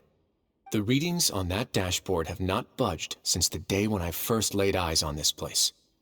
But over the past year, the needle has crept upwards from its original position, likely because some parameter it's been tracking has changed, if only infinitesimally. Normally, I would have ignored it, but I happened to have some free time when I noticed it, so I investigated. Any guesses what the reading could be tracking? Very reasonable guesses. I've considered both of those as well. Unfortunately, our dashboard is tracking something less ordinary. The temperature should vary with weather and climate changes, so for something that rarely shifts, the water pressure is more likely. We ran a few tests to increase the pressure from the outside, but the readings didn't change at all. Later on, a few more possibilities occurred to me, such as a potential connection with the primordial sea. I began to make a few preparations based on that hypothesis. Over the past few days, the needle has moved again. With that, and the symptoms that Fremine displayed after leaving the fortress, I can now confidently conclude that the readings represent the concentration of primordial seawater in the seawater nearby. The concentration of primordial seawater? But we're already under the sea! And that is precisely the problem. We're at the bottom of the sea, and now we're surrounded by toxic seawater. Somehow, primordial seawater got mixed in, and the concentration is steadily rising. Yes, that's very likely. But forget about the two of us! Not even Neuvillette knows where the primordial sea could be, much less where we could find and plug a leak. Oh. Oh! Seems like you've figured it out. I believe the primordial sea lies directly beneath this sluice gate. For some reason, the primordial seawater levels have risen significantly, and it's now very close to us. The indicators are now red. Although the gate still stands, some primordial seawater has already leaked out and mixed into the sea around us. If this continues, soon it will no longer be able to hold back the primordial sea at all. Yeah, you know what the legends say. If this place falls, then everyone in Fontaine will be turned into puddles in the span of a night. But that's just too weird! Why would the Fortress of Meripede be built right above a sluice gate for the Primordial Sea? Who built this place anyway? Your expression tells me you think this might be part of a vast, complicated conspiracy. To be honest, you might find the actual answer may be exceedingly boring. It's just that the secret of the Forbidden Zone had been long forgotten by the nation before I rediscovered it with my research. There's no single founder of the Fortress of Meripede in any traditional sense. What we know about its history has been left to us by the people who used to live here. When the previous Hydro Archon Egeria ruled the land, all convicted criminals from Fontaine were exiled. The people drove the criminals away like a wolf pack chasing away the banished. The criminals received no sympathy of any kind from the people. They were exiled to the desolate seaside, where they experienced only pain, struggle, and the bone-chilling cold. Some of them began to repent, and prayed to the Hydro Archon, asking if there was still anything they could do. The Hydro Archon took pity on them, and said, "You may go guard my secret, deep underneath the waves." And so, leaning on the power of the Hydro Archon, they gathered underneath the sea and began to build a fortress. They became a community down there in the deeps, and over the years helped it to grow. As the number of exiles increased, more and more people joined the community. When the first group of exiles died, they left the yet unfinished fortress to their successors. The Hydro Archon continued to lend her support, allowing the fortress and what it stood for to continue growing ever larger. Before long, this dark underwater fortress became the sinner's only home. And with that, the people here stopped referring to the fortress as a prison. They saw themselves as repenting sinners who would regain their freedom once they had sufficiently redeemed themselves. But as time went on, people also realized that the fortress was a lonely place. Once they had gotten used to life here, they could no longer feel comfortable living in the overworld. Once they had finished serving their sentences, some people left and some others chose to stay. They'd find some idle position and let their withered souls fade away with the ancient secrets of the past. After many, many centuries, few people still remember the reason for the fortress's founding. Now they just see it as an integral pillar of Fontainian society, as the place where criminals deserve to be sent. Now and again, researchers manage to break one law or another and live out their days in the fortress. I learned all this from an elderly historian. Everyone else just thought he'd made it all up. But now you know every part of that history is true. Indeed. It's just as the prophecy says. If this gate fails, then everyone will be dissolved into the sea. To be frank, not really. But sadly, that hasn't stopped this prophecy from proving all too accurate. Prophecies are troublesome things. Just hearing one will create the first wave of panic. Seeing signs of it will bring about the second, and actually witnessing it in real time, the third. Let's go somewhere else. I want to show you something.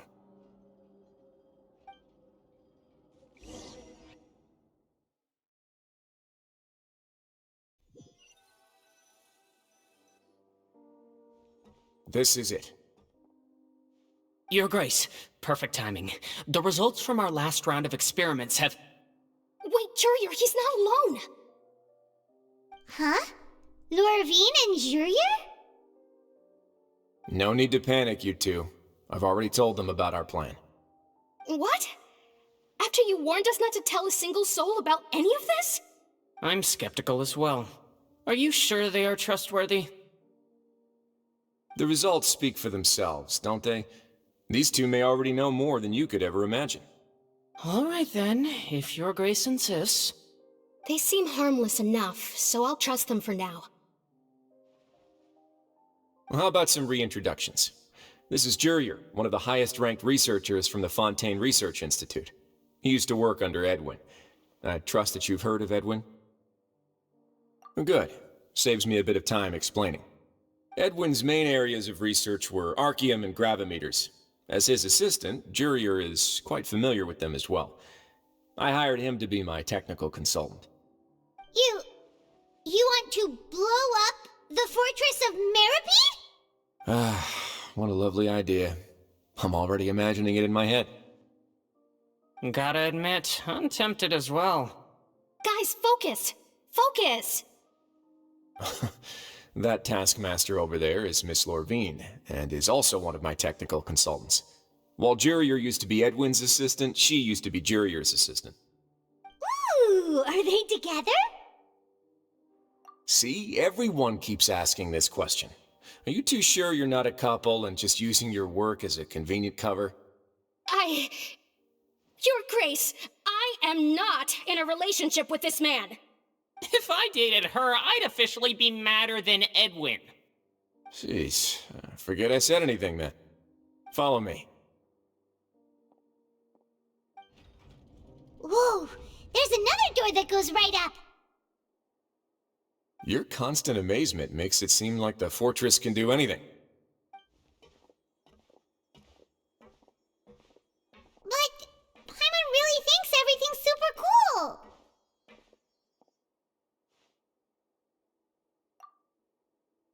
Well, let's spice it up a bit.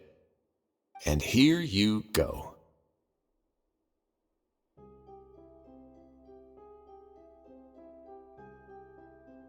What a huge ship? This is also a production zone that Paimon's never seen before. What's going on? How much do you know about Fontainian history? Not much at all. Well, then maybe you haven't heard the story of ancient Lemuria. To give you a quick rundown, Fontaine used to be ruled by the Lemurian dynasty. According to legend, the Lemurian king Remus came to this land after being inspired by divine revelation and found the seer Sibila, who had taken on the form of a golden bee. Taking the golden bee with him and riding on a huge ship, the Fortuna, he created his nation above the surging waves. He called his nation Lemuria, and used the Fortuna to incessantly search for new tribes and islands, calling on them to join his empire. There's a ship in this story too? Where there's water, there'll be ships. People believe that hope can always be found at the end of a voyage. Do you believe that too? To a point, I think. As you've already seen, I have a whole factory's worth of labor, materials, and technology at my disposal. Certainly can't hurt to give it a try. So the moment I began to speculate that the Primordial Sea might lie underneath the gate, I also began this project. Were you inspired by the legendary Fortuna? Maybe. Fontainians need something to hold on to cope with the impending disaster. Were the workers to find out the truth behind this ship, riots would destroy the fortress faster than any catastrophe. As the fortress's administrator, I'd never make such a reckless call. Alright, that's enough talking for now. I'll need another 3 cups of tea to soothe my throat. Do you have any other questions? Seems like you're good. Come on, I'll take you back.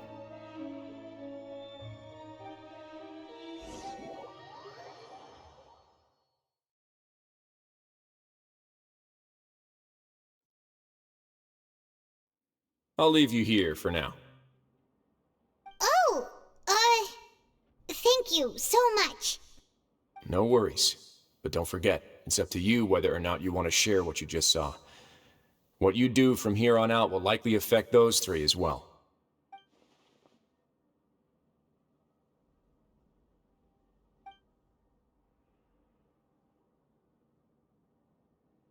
Yeah, we'll put a lot of thought into it for sure. Great. I look forward to what happens next.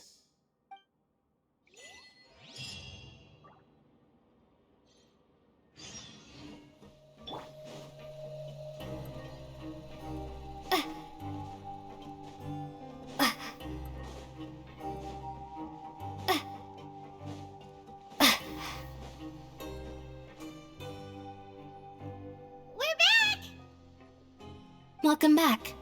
Do you want a cup of tea? How can you be so much like Risley, always drinking tea? Huh. Actually, now that you mention it, I just remembered something now. While I was sedated, I could still barely hear 2 people talking next to me. They were discussing everything, from the leaves to the water and even the teacups themselves. Must have been Risley and Sijwin.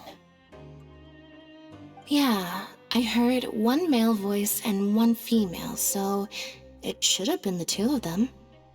They really were just talking about brewing tea. I really can't make sense of this place. So, Traveler, Paimon, were you able to learn anything from Wriothesley? Yeah, he explained everything. Very well. Then, would you mind checking your answers against my speculations? Yeah, I took the time to rest, so I'm feeling a lot more relaxed now. Nobody else is around, and Miss Sijwin is also busy with something or other, so let's just talk here. All right, then I'll posit my theories. I asked myself 3 questions. Firstly, why was Fremine affected by the primordial seawater? It was because he dove into the sea. My theory is, the long-lost primordial sea is probably very close to the fortress of Meropide. Whoa, he's good. He got that right on the first try. That's our Lenny. Secondly, Wriothesley's attitude changed dramatically during the course of our stay here. He ignored us completely at first, then suddenly roadblocked us. Why? I spent quite a long time thinking about this. If he has been monitoring the Fatui since the very beginning, he probably ignored us at first because he was hoping we could find Master Child for him. What's more, the Fortress of Meropide is not part of Fontaine's court system, nor does it report to Iudex Nervulet. Wriothesley is basically the king of a no-man's land. As long as the fortress doesn't do anything about Master Child's disappearance, Father can use it to pressure the Fontaine authorities. And while the 2 factions are pitted against each other, Wriothesley will be free to move between the parties of interest. If I had to guess, he probably has something that he's working on himself. It's likely related to the secret of the infirmary, but I just can't think of what it could be. You're super smart. Thanks so much. Then finally, there's the last question. If Wriothesley does have a plan, what could it be? All I know for now is that his plan probably has something to do with the changing nature of the seawater. He's even gotten Cloran to help him out. That can't be the full extent of what he's doing. There's probably a secret passageway behind the block in the infirmary, and there's something big in the fortress that most people here never get to see. He has a bargaining chip, and it could be important enough for Father to deal with him directly. I don't have enough information, so I have no idea what his chip might be. But let me guess. You have the last piece of the puzzle.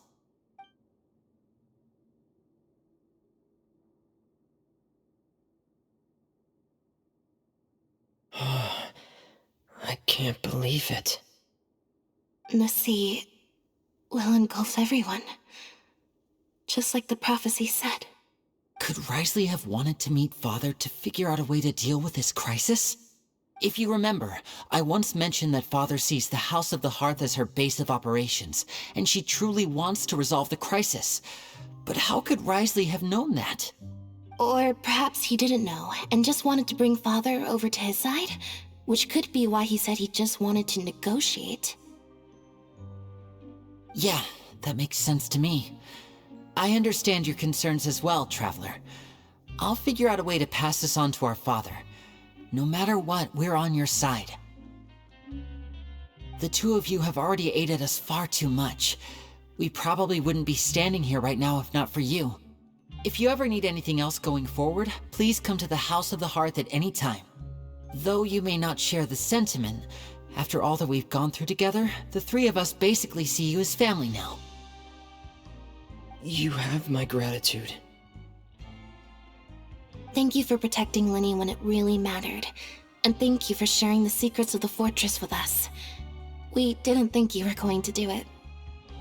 Why are you being so formal all of a sudden?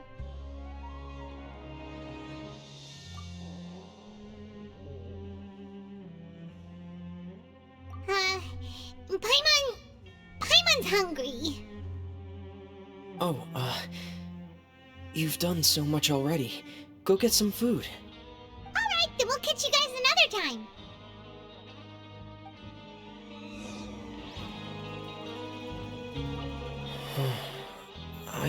feel like I should try to become someone more capable of helping. You're incredibly helpful. Lenny thinks so too. Yeah, you two are always telling me not to push myself, but aren't you just like that as well?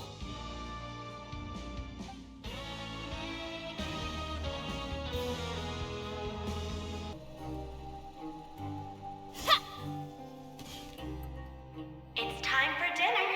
Welfare meals now being served in the coupon cafeteria. Come on, let's go pick up ours as well. Traveler and Paimon, over here. Are you here for dinner too, Miss Sijwin?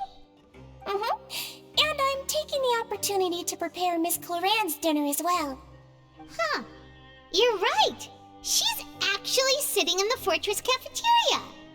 What would you like to eat? Yep, you can. I've already talked to our chef, Mr. Wolsey. It's all on me today, so you can get whatever you'd like.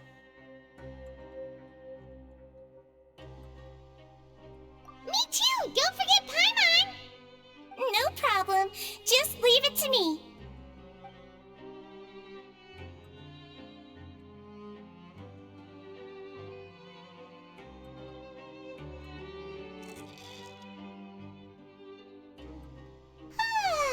So delicious.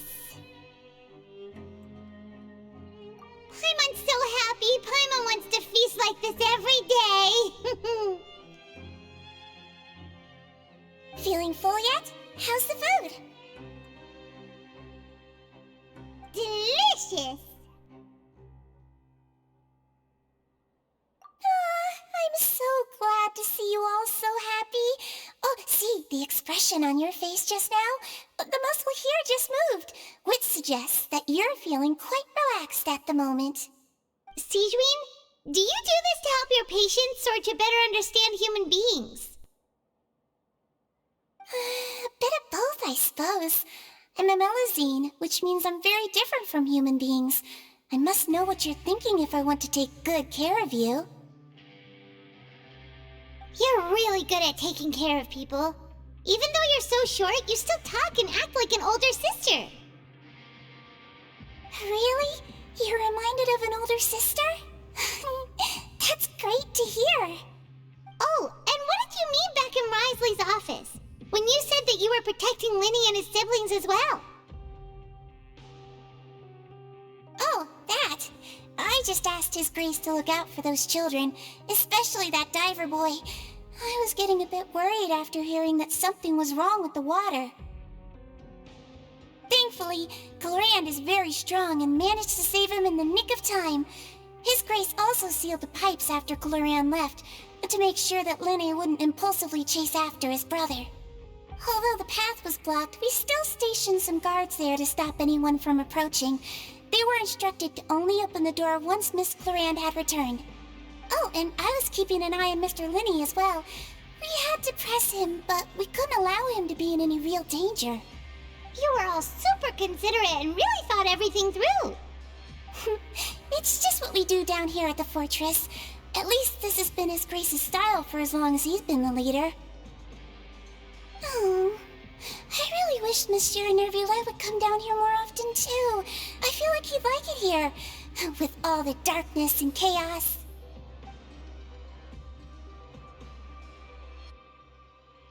Get a good night's rest, you two. You both worked very hard.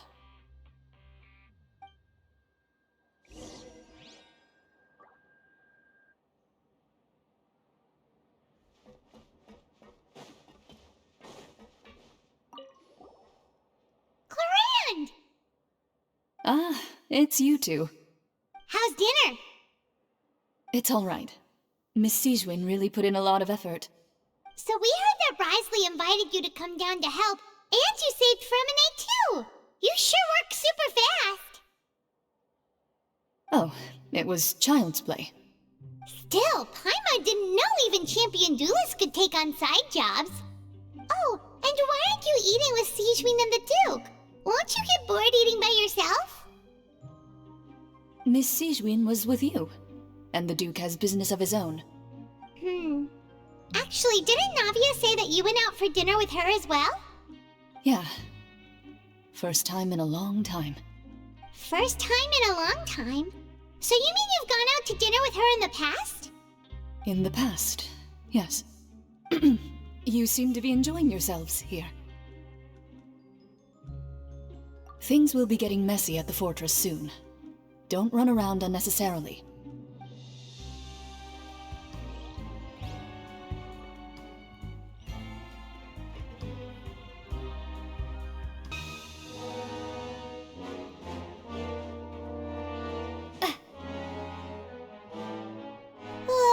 So much has happened. Paimon just feels absolutely exhausted now that she's finally relaxed. Paimon's super sleepy. Are you sleepy too?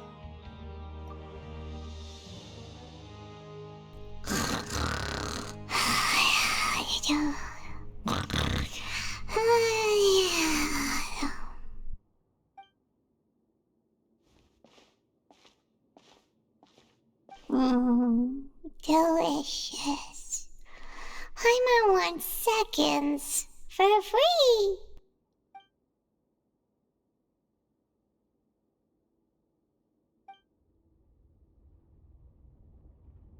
Out of my way! Get out of my way! What happened? Why is everyone running? No idea, but something must have happened. Stop asking! Who's yelling? Paimon still wants to sleep.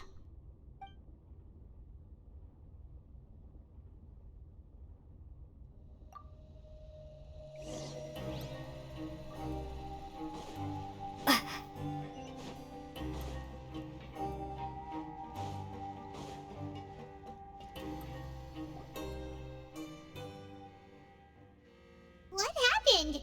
Why is everyone running around? Hey! What are you doing? No time to explain, mate. Goodbye! Hey! Wait! What's wrong with these people? They won't even talk to us. They're here! There you are! Oh, thank goodness! Quisto and Lavaroon, do you know what happened here? We came here especially to inform you. Something seems to have gone terribly wrong just now. His Grace is telling everyone to evacuate and get out of here. Lavaroon was saying you two are new here and you don't have many friends, so you might slip through the cracks. Haven't you heard all the stories like that? An evacuation is successfully completed, yet you only find out once you do a head count that 1 or 2 people are missing. Wait, weren't you the one who brought that up? Why is it suddenly my idea? Hey, shut up! Okay, whatever. The point is, you should come with us. Yeah, he said to get as far away as possible, upwards and outwards.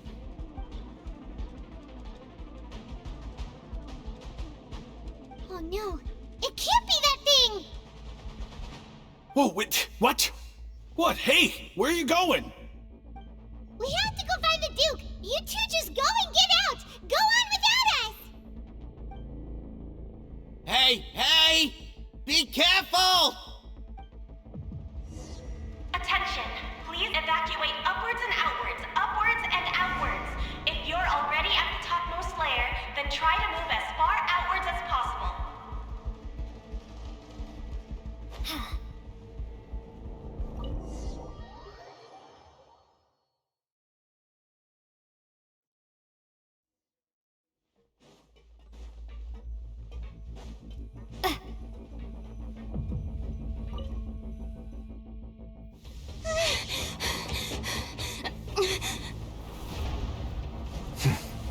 They're here. Just like I said. What happened? Huh.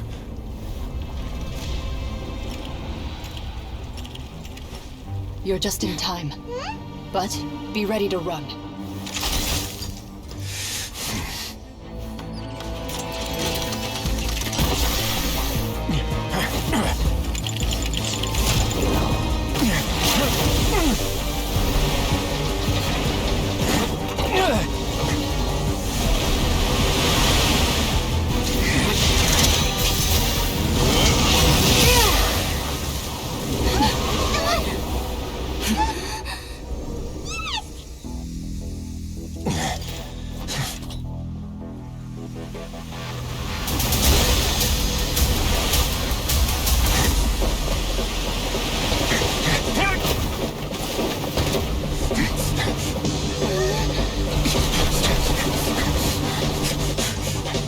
3, 2, 1.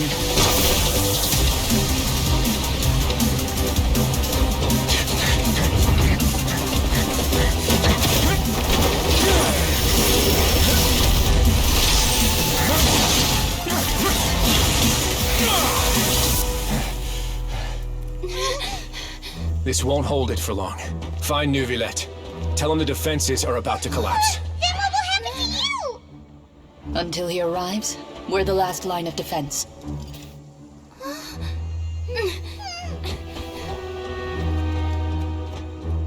The gate. How long do you think it'll hold? That depends on us.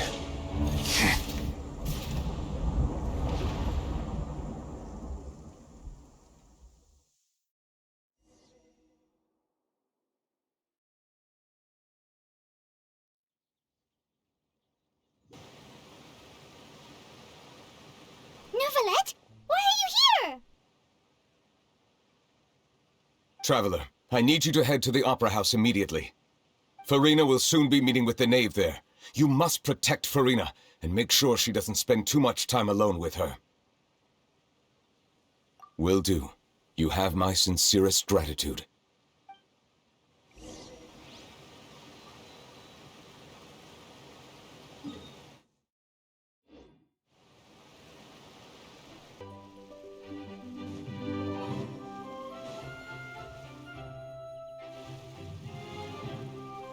Look! There are a ton of Fatili and Palais Mermonia people over there! The knave is probably here already. We need to hurry! Are you two the traveler in Paimon? Monsieur Neuvillette has left instructions. Please follow me. Though I'm sure he's already explained, this should be a mostly cordial conversation, unlikely to give rise to violence. But it would be most appreciated if you could protect Lady Farina to the best of your abilities.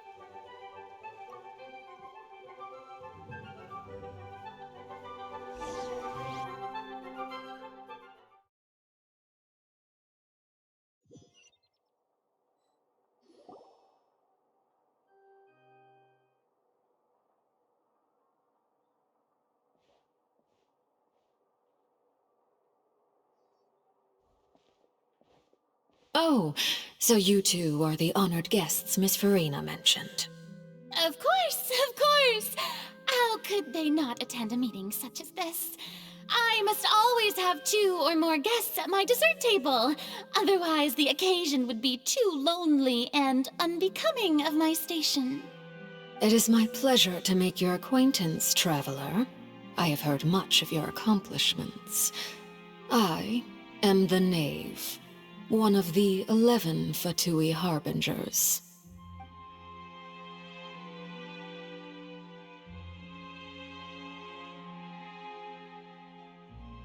I've already prepared seats for you.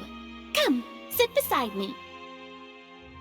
Perhaps you two are unaware of how Miss Farina and I do things. You see, we actually recently agreed to get together for tea when we had the time. See this? This is a limited type of confectionery that Miss Farina simply adores. There are only 16 slices sold every day. Here, why don't you and Paimon have a taste?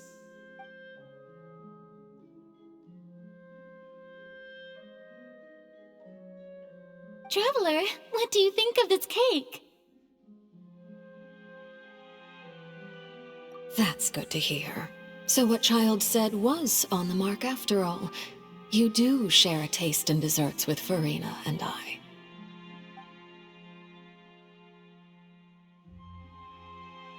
I wonder how he's doing nowadays. You must have heard, right? He's suddenly gone missing. I'm really worried about his safety, you know. Here's to hoping that he's an excellent swimmer. Since we're talking about him, I feel like I should add something. His martial prowess really looked certainly pretty impressive, yeah.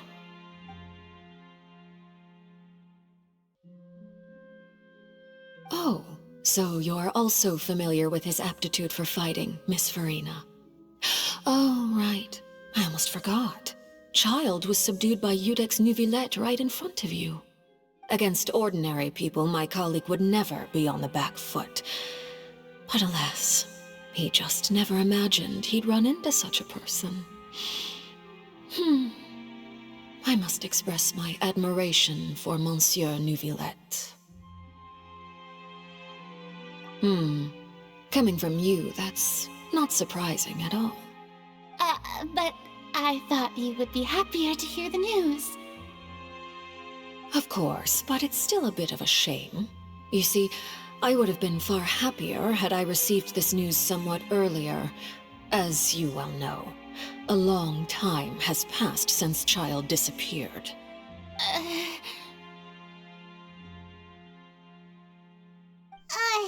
Well, in any case, there's no need to worry. We know for sure that Child is still alive. Oh, and just how do you know that? Because we found evidence that proved he left the Fortress of Mirapede.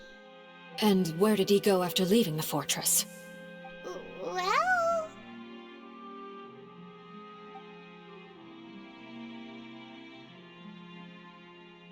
The Fortress of Mirapede lies deep beneath the waves.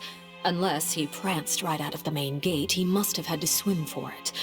Do you have any proof that he surfaced safely?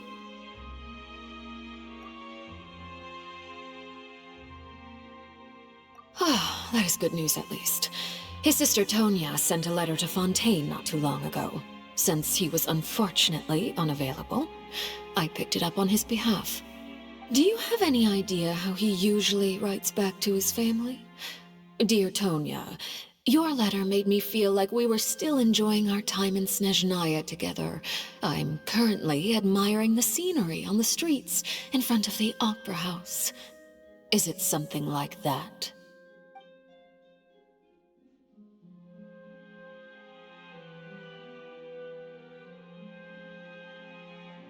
All letters tend to follow the same few formats anyway, right? As long as the contents are accurate, it doesn't matter so much how it's written or how it's worded. Huh? Hold on. The water in the teacup is shaking. I suppose this is also a sign of things to come, Miss Farina. Huh? I don't quite understand what you're trying to say. Have we entered into the next stage of the prophecy?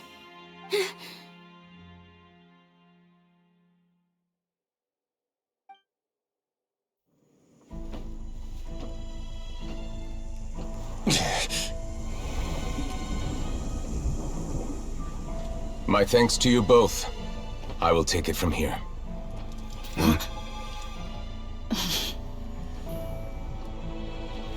Sure you don't need a hand? Quite sure. Wow. So, what's your secret, huh? Let me guess. Nah, who knows?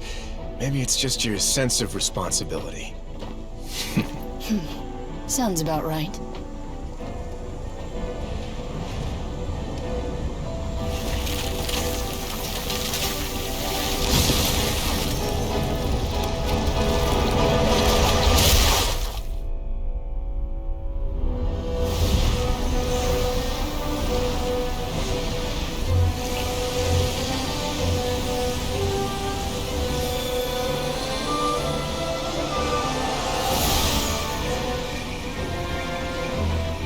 Day may come when the prophecy is fulfilled, and the waters burst forth. But it is not this day! This ancient power could easily obliterate an entire race. A tsunami of fury would unleash endless catastrophe.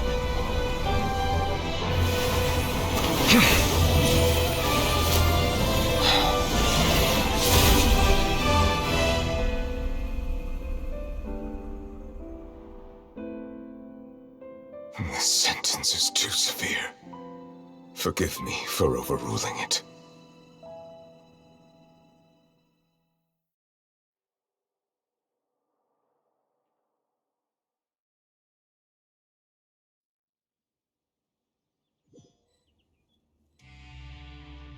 All right. Seems like the problem inside has been suppressed. Let me guess, we're safe for now. Indeed. But only for now. I win this bet. You owe me a present. Very well. It was indeed just as you said. You made a bet? We made a bet on the size of your entourage. Cloran thought you wouldn't come down by yourself. I figured you would have at least brought a few people along for appearance's sake. It appears I underestimated just how confidential the mission was. Shouldn't you have gotten used to confidential missions by now? That's just how the courts operate. So what gift must the loser give? Tea?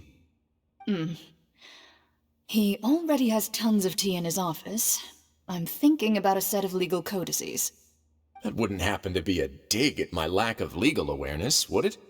Well, I'm sure His Grace doesn't consider the fortress to be outside the law. I was under the impression the residents of a place like this would be uninterested in the legal codices. That was obviously a joke. Anyway, you've still got some unfinished business to attend to in the overworld, correct? No need to stay here if you have a pressing matter. We all know you can't leave Palais Marmonia for long. Thank you. I hope everything went smoothly with the Fatui Harbinger.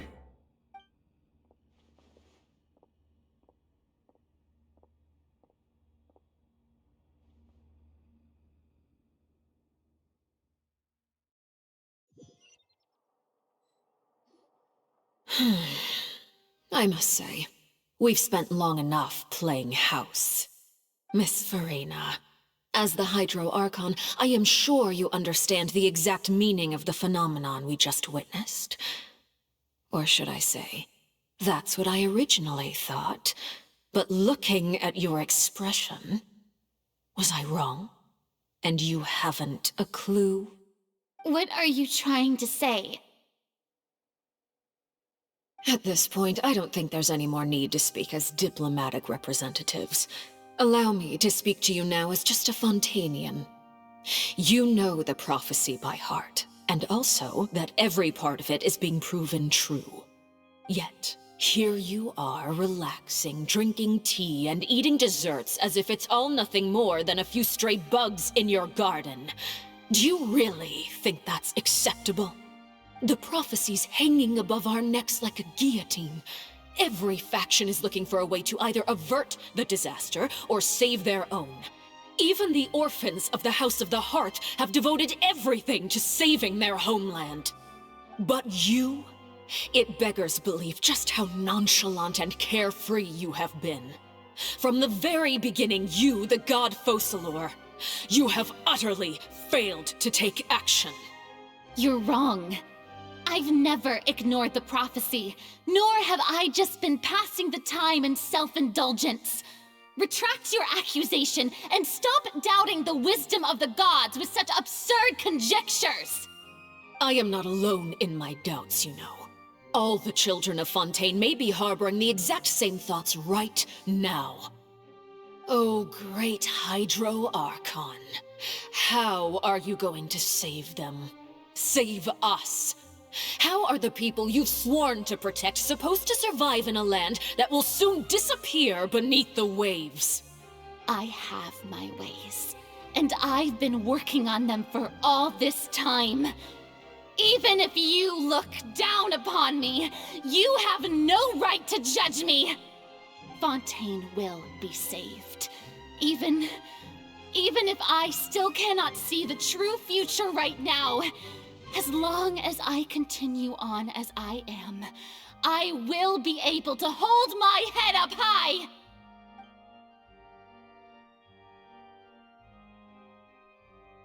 Then I ask you, Miss Farina, just what have you been working on? Where can we see it, and what is it doing to help?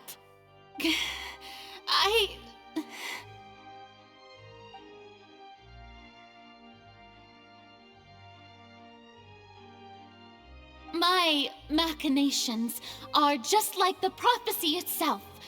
They will only reveal themselves at the fated time. It is just that beings like yourselves are unable to perceive them as of yet. I see. As a god, the proof of your labor always lies beyond prying mortal eyes. Allow me to be so bold as to ask another way. Would it be possible for you to tell us the parts of your plan that are not confidential? Such as your emergency response plan for the impending disaster? An emergency response plan? Oh, that look in your eyes. Have you not even prepared one of those? The emergency response plan is also strictly confidential. Then allow me to jog your memory. Miss Farina, what is the purpose of your Oratrice Mécanique d'Analyse Cardinal? And what do you plan to do with the massive amounts of indemnitium that has accumulated over the years? The Oratrice? It's just like it appears to be. So you also have no idea. If I'm not mistaken, someone's using it to prepare for something. But unfortunately, it would seem that someone is not you, Miss Farina. I first caught wind of this when Linny tried to investigate the Oratrice in the Opera House. You see, even just getting close to the core contaminated him with an extremely large amount of indemnitium. But even if that had nothing to do with you, then what could you possibly be working on, oh great Hydro Archon? Oh, right. I almost forgot. Udex Nouvillette is not at the tea party with us today. Miss Farina, I suppose you must have ordered him away to take care of some troublesome business. Yes, that's exactly right. Please keep it a secret for me. Of course I will. Although, I must say, Miss Farina, you seem quite insecure without the Udex by your side. Oh, very well. Let's stop that conversation here. There are still a few slices of cake left, so please, help yourselves, everyone.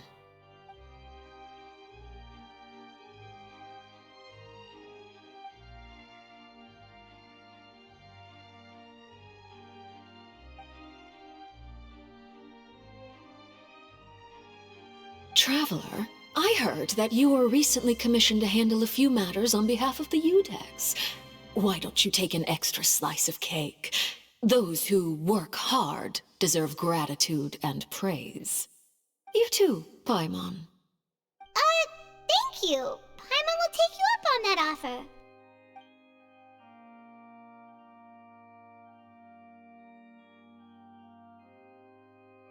Oh, Paimon's super full. That cake was great.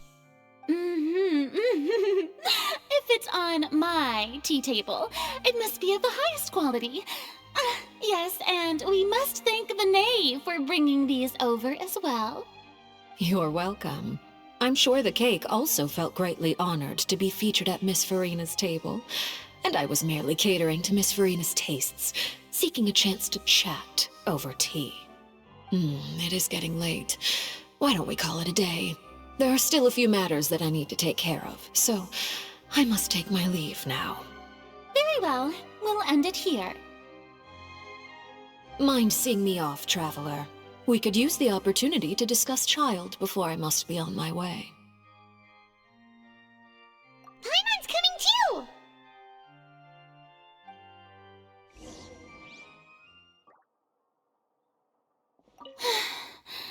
The tea party turned out to be even more difficult than I'd imagined.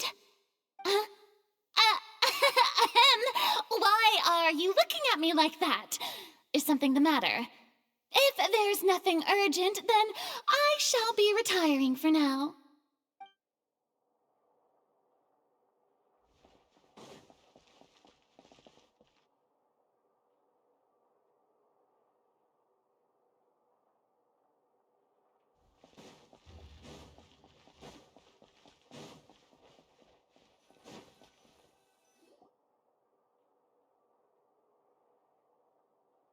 I'm glad that you were willing to come with me.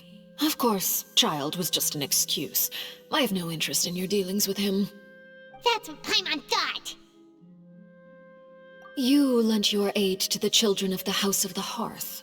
As their father, I would like to express my gratitude. Do I look like an irresponsible father to you? The House of the Hearth is very important to me. You should know that I care deeply about my children. That was all. Formal topics should be discussed in formal settings, and informal topics in informal settings. I know you just returned from the fortress of Meripede. Relax. I have no intention of trying to get anything out of you.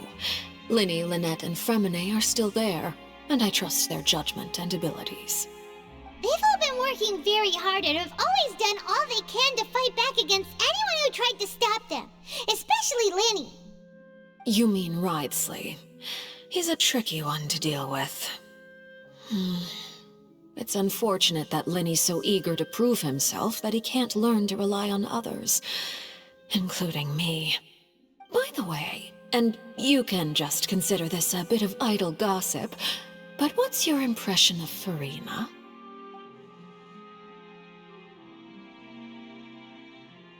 You are outside of our disputes, and the freest person in all of Fontaine, able to move around most easily. Allow me to share my perspective with you. And that's everything that happened during the trial. Master Child was declared guilty and immediately transported to the Fortress of Meripede. Didn't he say he was coming here on vacation? Does he not feel an ounce of shame for all the trouble he has caused?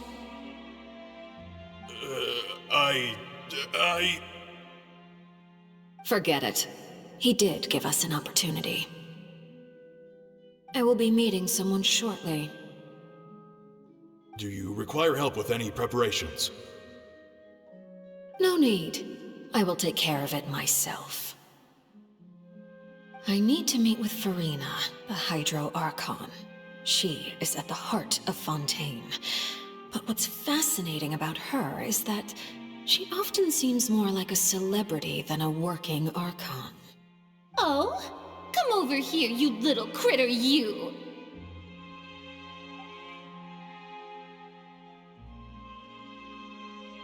You dare to run from me? Stop right this instant! My goal is just to discover the location of the Gnosis. But I didn't expect the chance to approach Farina to be handed to me on a silver platter. This is so easy, it's actually making me a bit suspicious. Anything left unguarded is usually just bait. But no one will blame someone for taking the bait. After all, from the moment it was attached to the hook, the bait is meant to be sacrificed. It's just as I guessed in the second before I struck. The Hydronosis is not currently held by the Archon. In fact, this Archon doesn't seem like a god at all. And I sense that she's under some kind of curse. Who are you? And what are you trying to do? Please don't kill me! I'm begging you, please!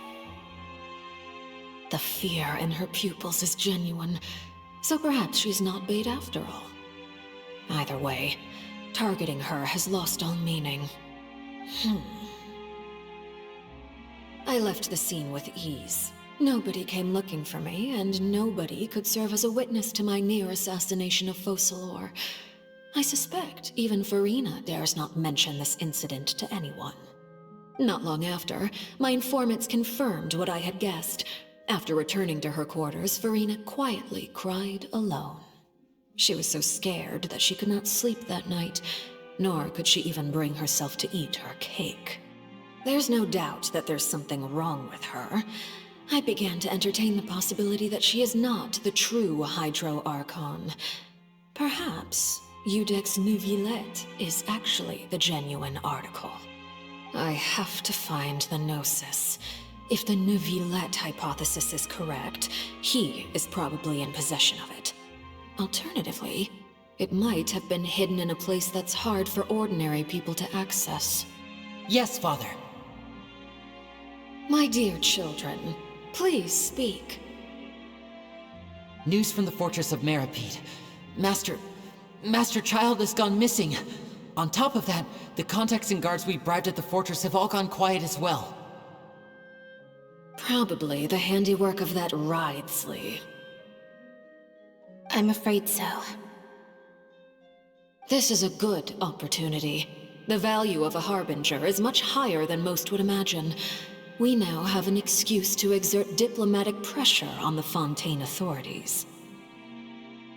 Set up a meeting for me. I would like to meet the Hydro Archon and Iudex Neuvillette. Oh, and I have an additional mission for you three. Yes, Father. Tartaglia's disappearance was not a part of my plan, but I can use it to make a breakthrough. With this as my excuse, I can ask for an official audience and continue my investigation of Farina and Iudex Neuvillette. The initiative belongs to the House of the Hearth. My wish to investigate the fortress of Meripede will be a front. Lenny and his group will be responsible for the actual intelligence gathering.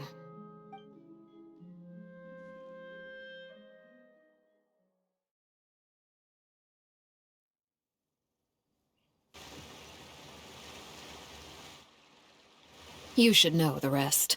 Lenny's group is quite close to you, so they wouldn't have hidden anything from you. You attacked the Hydro Archon? It wouldn't mean anything, even if you shouted it from the rooftops. After all, even Farina herself is still pretending that nothing of that sort ever happened. Alright then.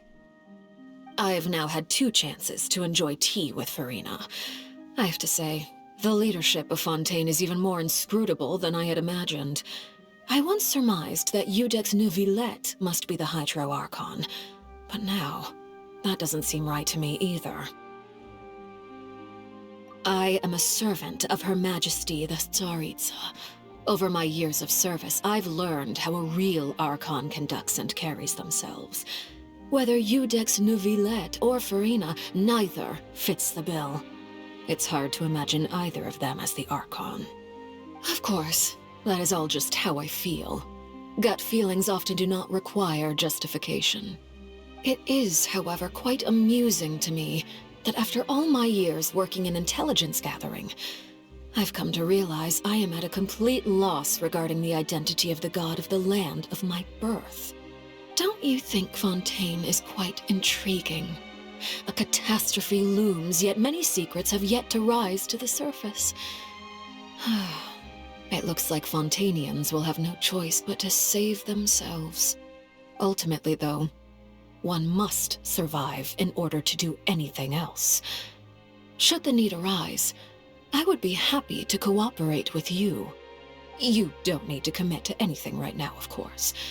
I have a feeling that the situation will continue to evolve, and as your name is often connected with noble deeds, I'm sure we will work together someday. He certainly returned quickly. You must want to catch up with each other, so I'll leave you to him.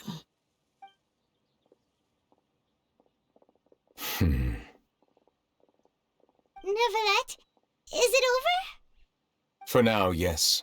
But this issue will prove quite thorny in the long term. I'm concerned that sooner or later the prophesized events will occur. Thank you for protecting Farina. To put it simply, I used my power to force back the Primordial Sea and reseal the sluice gate.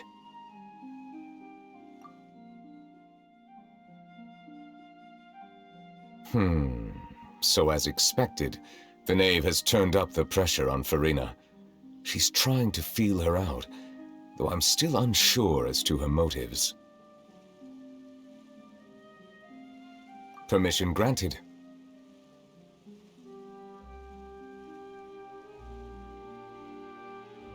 Whoa. It can't be that you're the real Hydro Archon, right? But that's just a speculation on our part, though.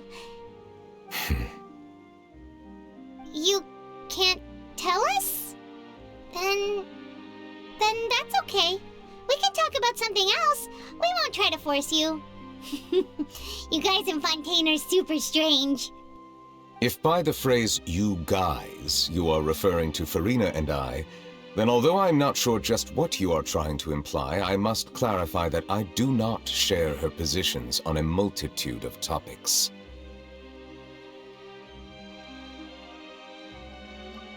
I believe so. The fortress has a long and complex history. It has seen much grief and suffering. And now, another catastrophe will soon be upon us. I mourn this turn of events. Huh? Why is it raining all of a sudden?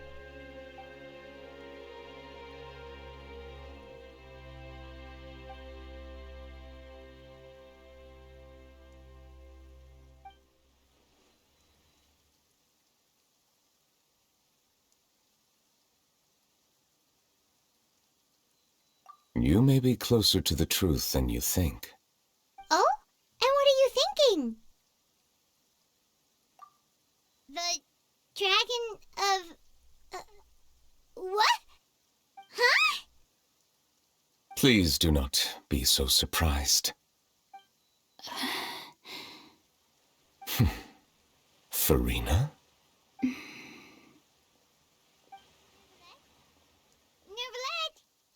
Neverlet, are you listening? Ah, my apologies. We were just guessing randomly. We didn't guess right, did we? You're not actually the dragon sovereign of water, right? Well, if you don't want to confirm or deny... You guessed correctly. I sincerely hope you'll be able to keep this a secret for me. Right, of course. We'll definitely help you keep it a secret. There's still something Paimon wants to ask you, though. Please, go ahead. Well, if you are the dragon sovereign of water, and you were able to force back the primordial sea from the fortress, then since Fontaine's prophecy is all about seawater, couldn't you just use your power to solve the crisis? None of the currently living dragon sovereigns in the world, myself included, possess our full dragonhood. They say that when the first usurper arrived on Tivat, they seized a part of the dragon's power. Today, that stolen power is the basis of the Archon's authorities. There are 7 elemental Archons and 7 matching dragon sovereigns. The dragon sovereign of water who lived through that era perished a long time ago. As their successor, I know far less of that part of our ancient history. In any case, I believe I will not be able to do much unless the Archon disappears and returns their elemental authority to me. Given the status quo, however, I would recommend finding another way to deal with the prophecy. Oh, so even you can't solve it. I still have some urgent matters to attend to at my office. If you have any more questions regarding ancient history, you are welcome to discuss them with me at a later time. Please go right ahead. There's a place that Paimon wants to go too. Traveler, why don't we pay another visit to the Fortress of Meropide? Paimon is a little worried. We'll see you another time. Take care.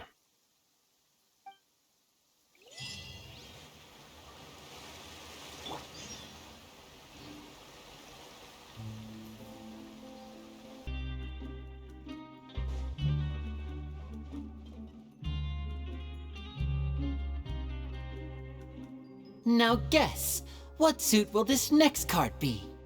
A bare-teeth cat?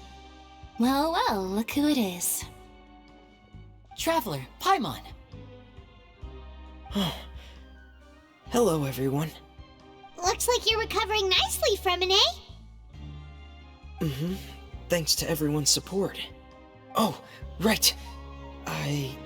I managed to work up the courage to thank Miss Clorand in person. Whoa, how did she react? She told me that it was nothing. It was as if saving a life wasn't a big deal to her at all. She also told me not to worry about it. She didn't want to stress you out, that's all. She's right, and it's best not to dwell on it. Yeah. Okay, but check this out. We went back to the Opera House and we met the knave. You met Father? Did she say anything to you? She said a few things that were, a bit hard to understand. And also that she's looking forward to working with us in the future. Her attitude towards you is even better than what we'd imagined. That's fantastic. You should believe her. She has her own way of doing things, and she'll do everything in her power to help those she considers close, which now might also include you. Father is very capable, and also trustworthy. Oh, Paimon just remembered that she thought Linny was a bit too proud as well. She said that you should learn how to rely on others sometimes. Got it. That does sound like something that Father would say. Hey! Are you going to stay here for the next few days? Looks like it, yeah. Excellent. I will host a tea party. For real? Then Paimon wants another serving of cake. Another implies that you were already served some delicious cake while you were up there. How lovely. Well, next time, you're going to have tea and snacks with us.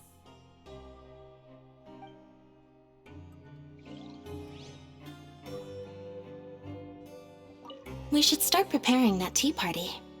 Oh, that's a great idea. I'm all for it. I'll help you set it up.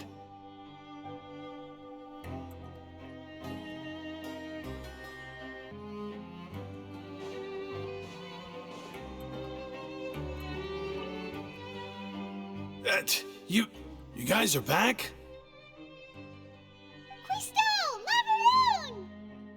You guys didn't get caught and thrown back down here, right? Huh? No, not at all. Ah, and here I thought you'd managed to escape from jail during all the commotion. I'd held you up as legendary jailbreakers, but now you're telling me you just never left? We're sorry, but we just had some business to take care of. All right. There's no need to get caught up in the details. We're just relieved to see you. He was super worried about you, you know. Hey, it wasn't just me. Weren't you super worried as well? Something like that, yeah. I was also transferred to work in the kitchen a few days ago. I can still hear Quisto mumbling to the carrots. Are those two all right? Do you think they made it out alive? Whenever he'd say that, I'd tell him I'm sure they're fine. Wherever they are, they're kicking back with drinks in hand, enjoying the lovely scenery. Hey, there's nothing wrong with worrying about your prison pals, is there? I mean, considering how they always love listening to all my gossip. These two, they sure are a lot warmer and friendlier than when Paimon first met them.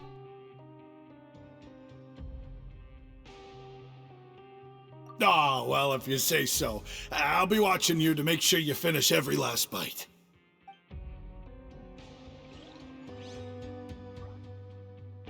Hey, why don't we have a meal with those two one of these days? You want to cook for them yourself? Why not? Good chance to show them what I can do.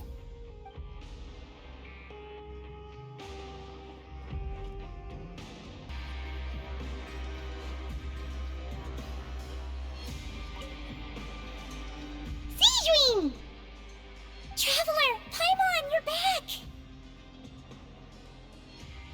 Are you still doing alright? Did either of you get hurt? We're fine, but what about you guys? It was such a huge mess. How bad was it? A few people sustained superficial injuries, but that's about the extent of the damage. Monsieur Nervulette paid us a visit. It was all thanks to him that we managed to suppress the crisis for the time being. Of course, we must also thank you for the help you provided. How did Nervulette know that he was needed here? Monsieur Nervulette has strong resonance with the hydro element.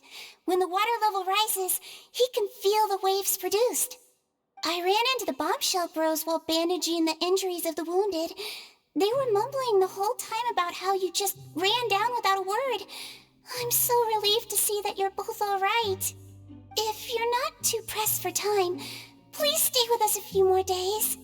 Just let me know if you get a craving for any particular dish, so I can have Mr. Wolsey get your meals prepared. Oh, and please feel free to visit the infirmary for a break at any time. I'd like to take the opportunity to spend some more time observing your facial muscles as well. Your happy smiles are quite contagious, you know. They're so memorable, and I've missed them immensely while you were gone. If you can find the time, please stay at the fortress for just a while longer.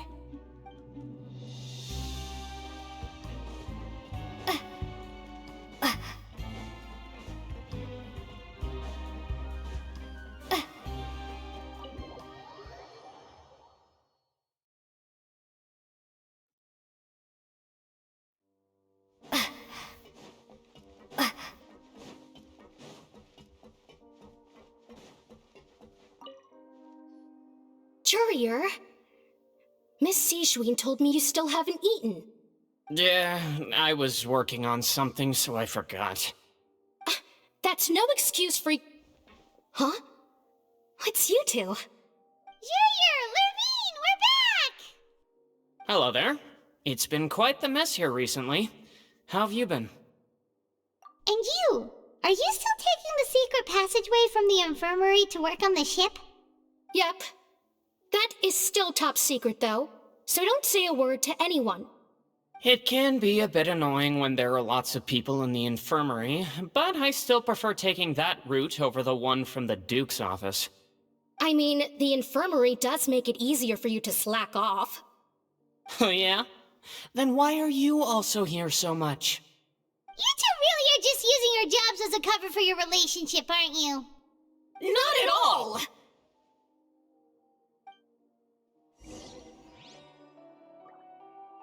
Courier, the rumors about us are literally everywhere now.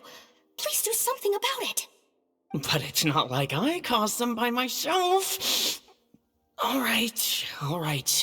I'll try to do something about it when I can find the time.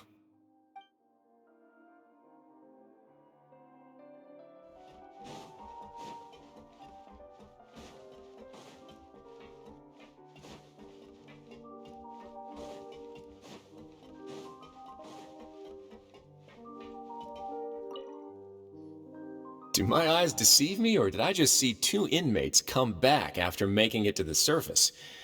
Some strange winds blowing of late. We wanted to see how the fortress is doing. Is everything still alright? We're fine, for the most part. Neuvillette came down and took care of the worst of it. If that's the case, why don't you just ask him to stay here? Oh, yeah, what a brilliant plan. Let's go convince the Eudex himself to exchange the courts of Fontaine for a puddle of water in the middle of nowhere. He came here in a hurry and left without even stopping for a cup of tea. He did remember to take Miss Sijween's gift with him, though. He sure sounds super busy. Miss Clorand has left as well. She also took her gift from Miss Sijween. Were the gifts milkshakes? Neuvillette got the milkshake. Clorand received lipstick instead. Those aren't even remotely alike. Well, it's Neuvillette's own fault for making Sijween worried about his health by working so much. But besides that, our head nurse is still pretty fond of picking out beauty products for the ladies. Oh, and I have some gifts here for you as well. Are these from Sijween too? Nope, they're from yours truly. You've already wrapped up your work at the fortress, so you can return to the surface at any time. You haven't yet served your full prison term, however, so you may continue to use your cell until your term is up. For real? Then we could stay here for a really long time? You may access the cafeteria for free. Hooray! Just remember to come complete your paperwork once it's time for your release.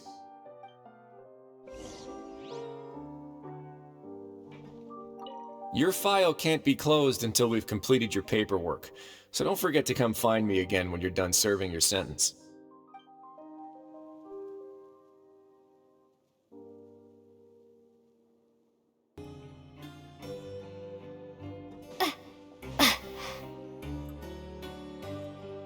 We're back in our cell again. We're no longer prisoners though, so it really doesn't feel the same. Being free sure feels pretty special now. Huh? How did you know?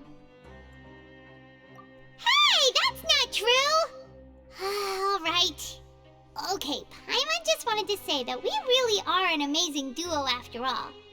It's like we've now gone to so many places together and become friends with so many people. We've never stopped traveling or stopped meeting new friends.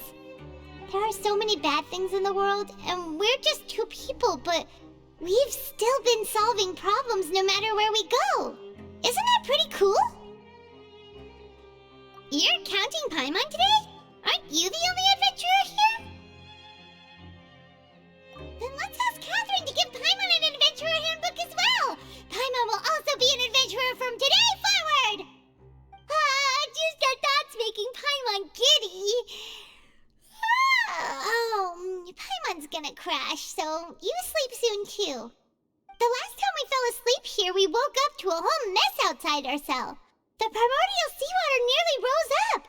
That was so scary. We should be safe now, right? Alright then, good night to you, traveler.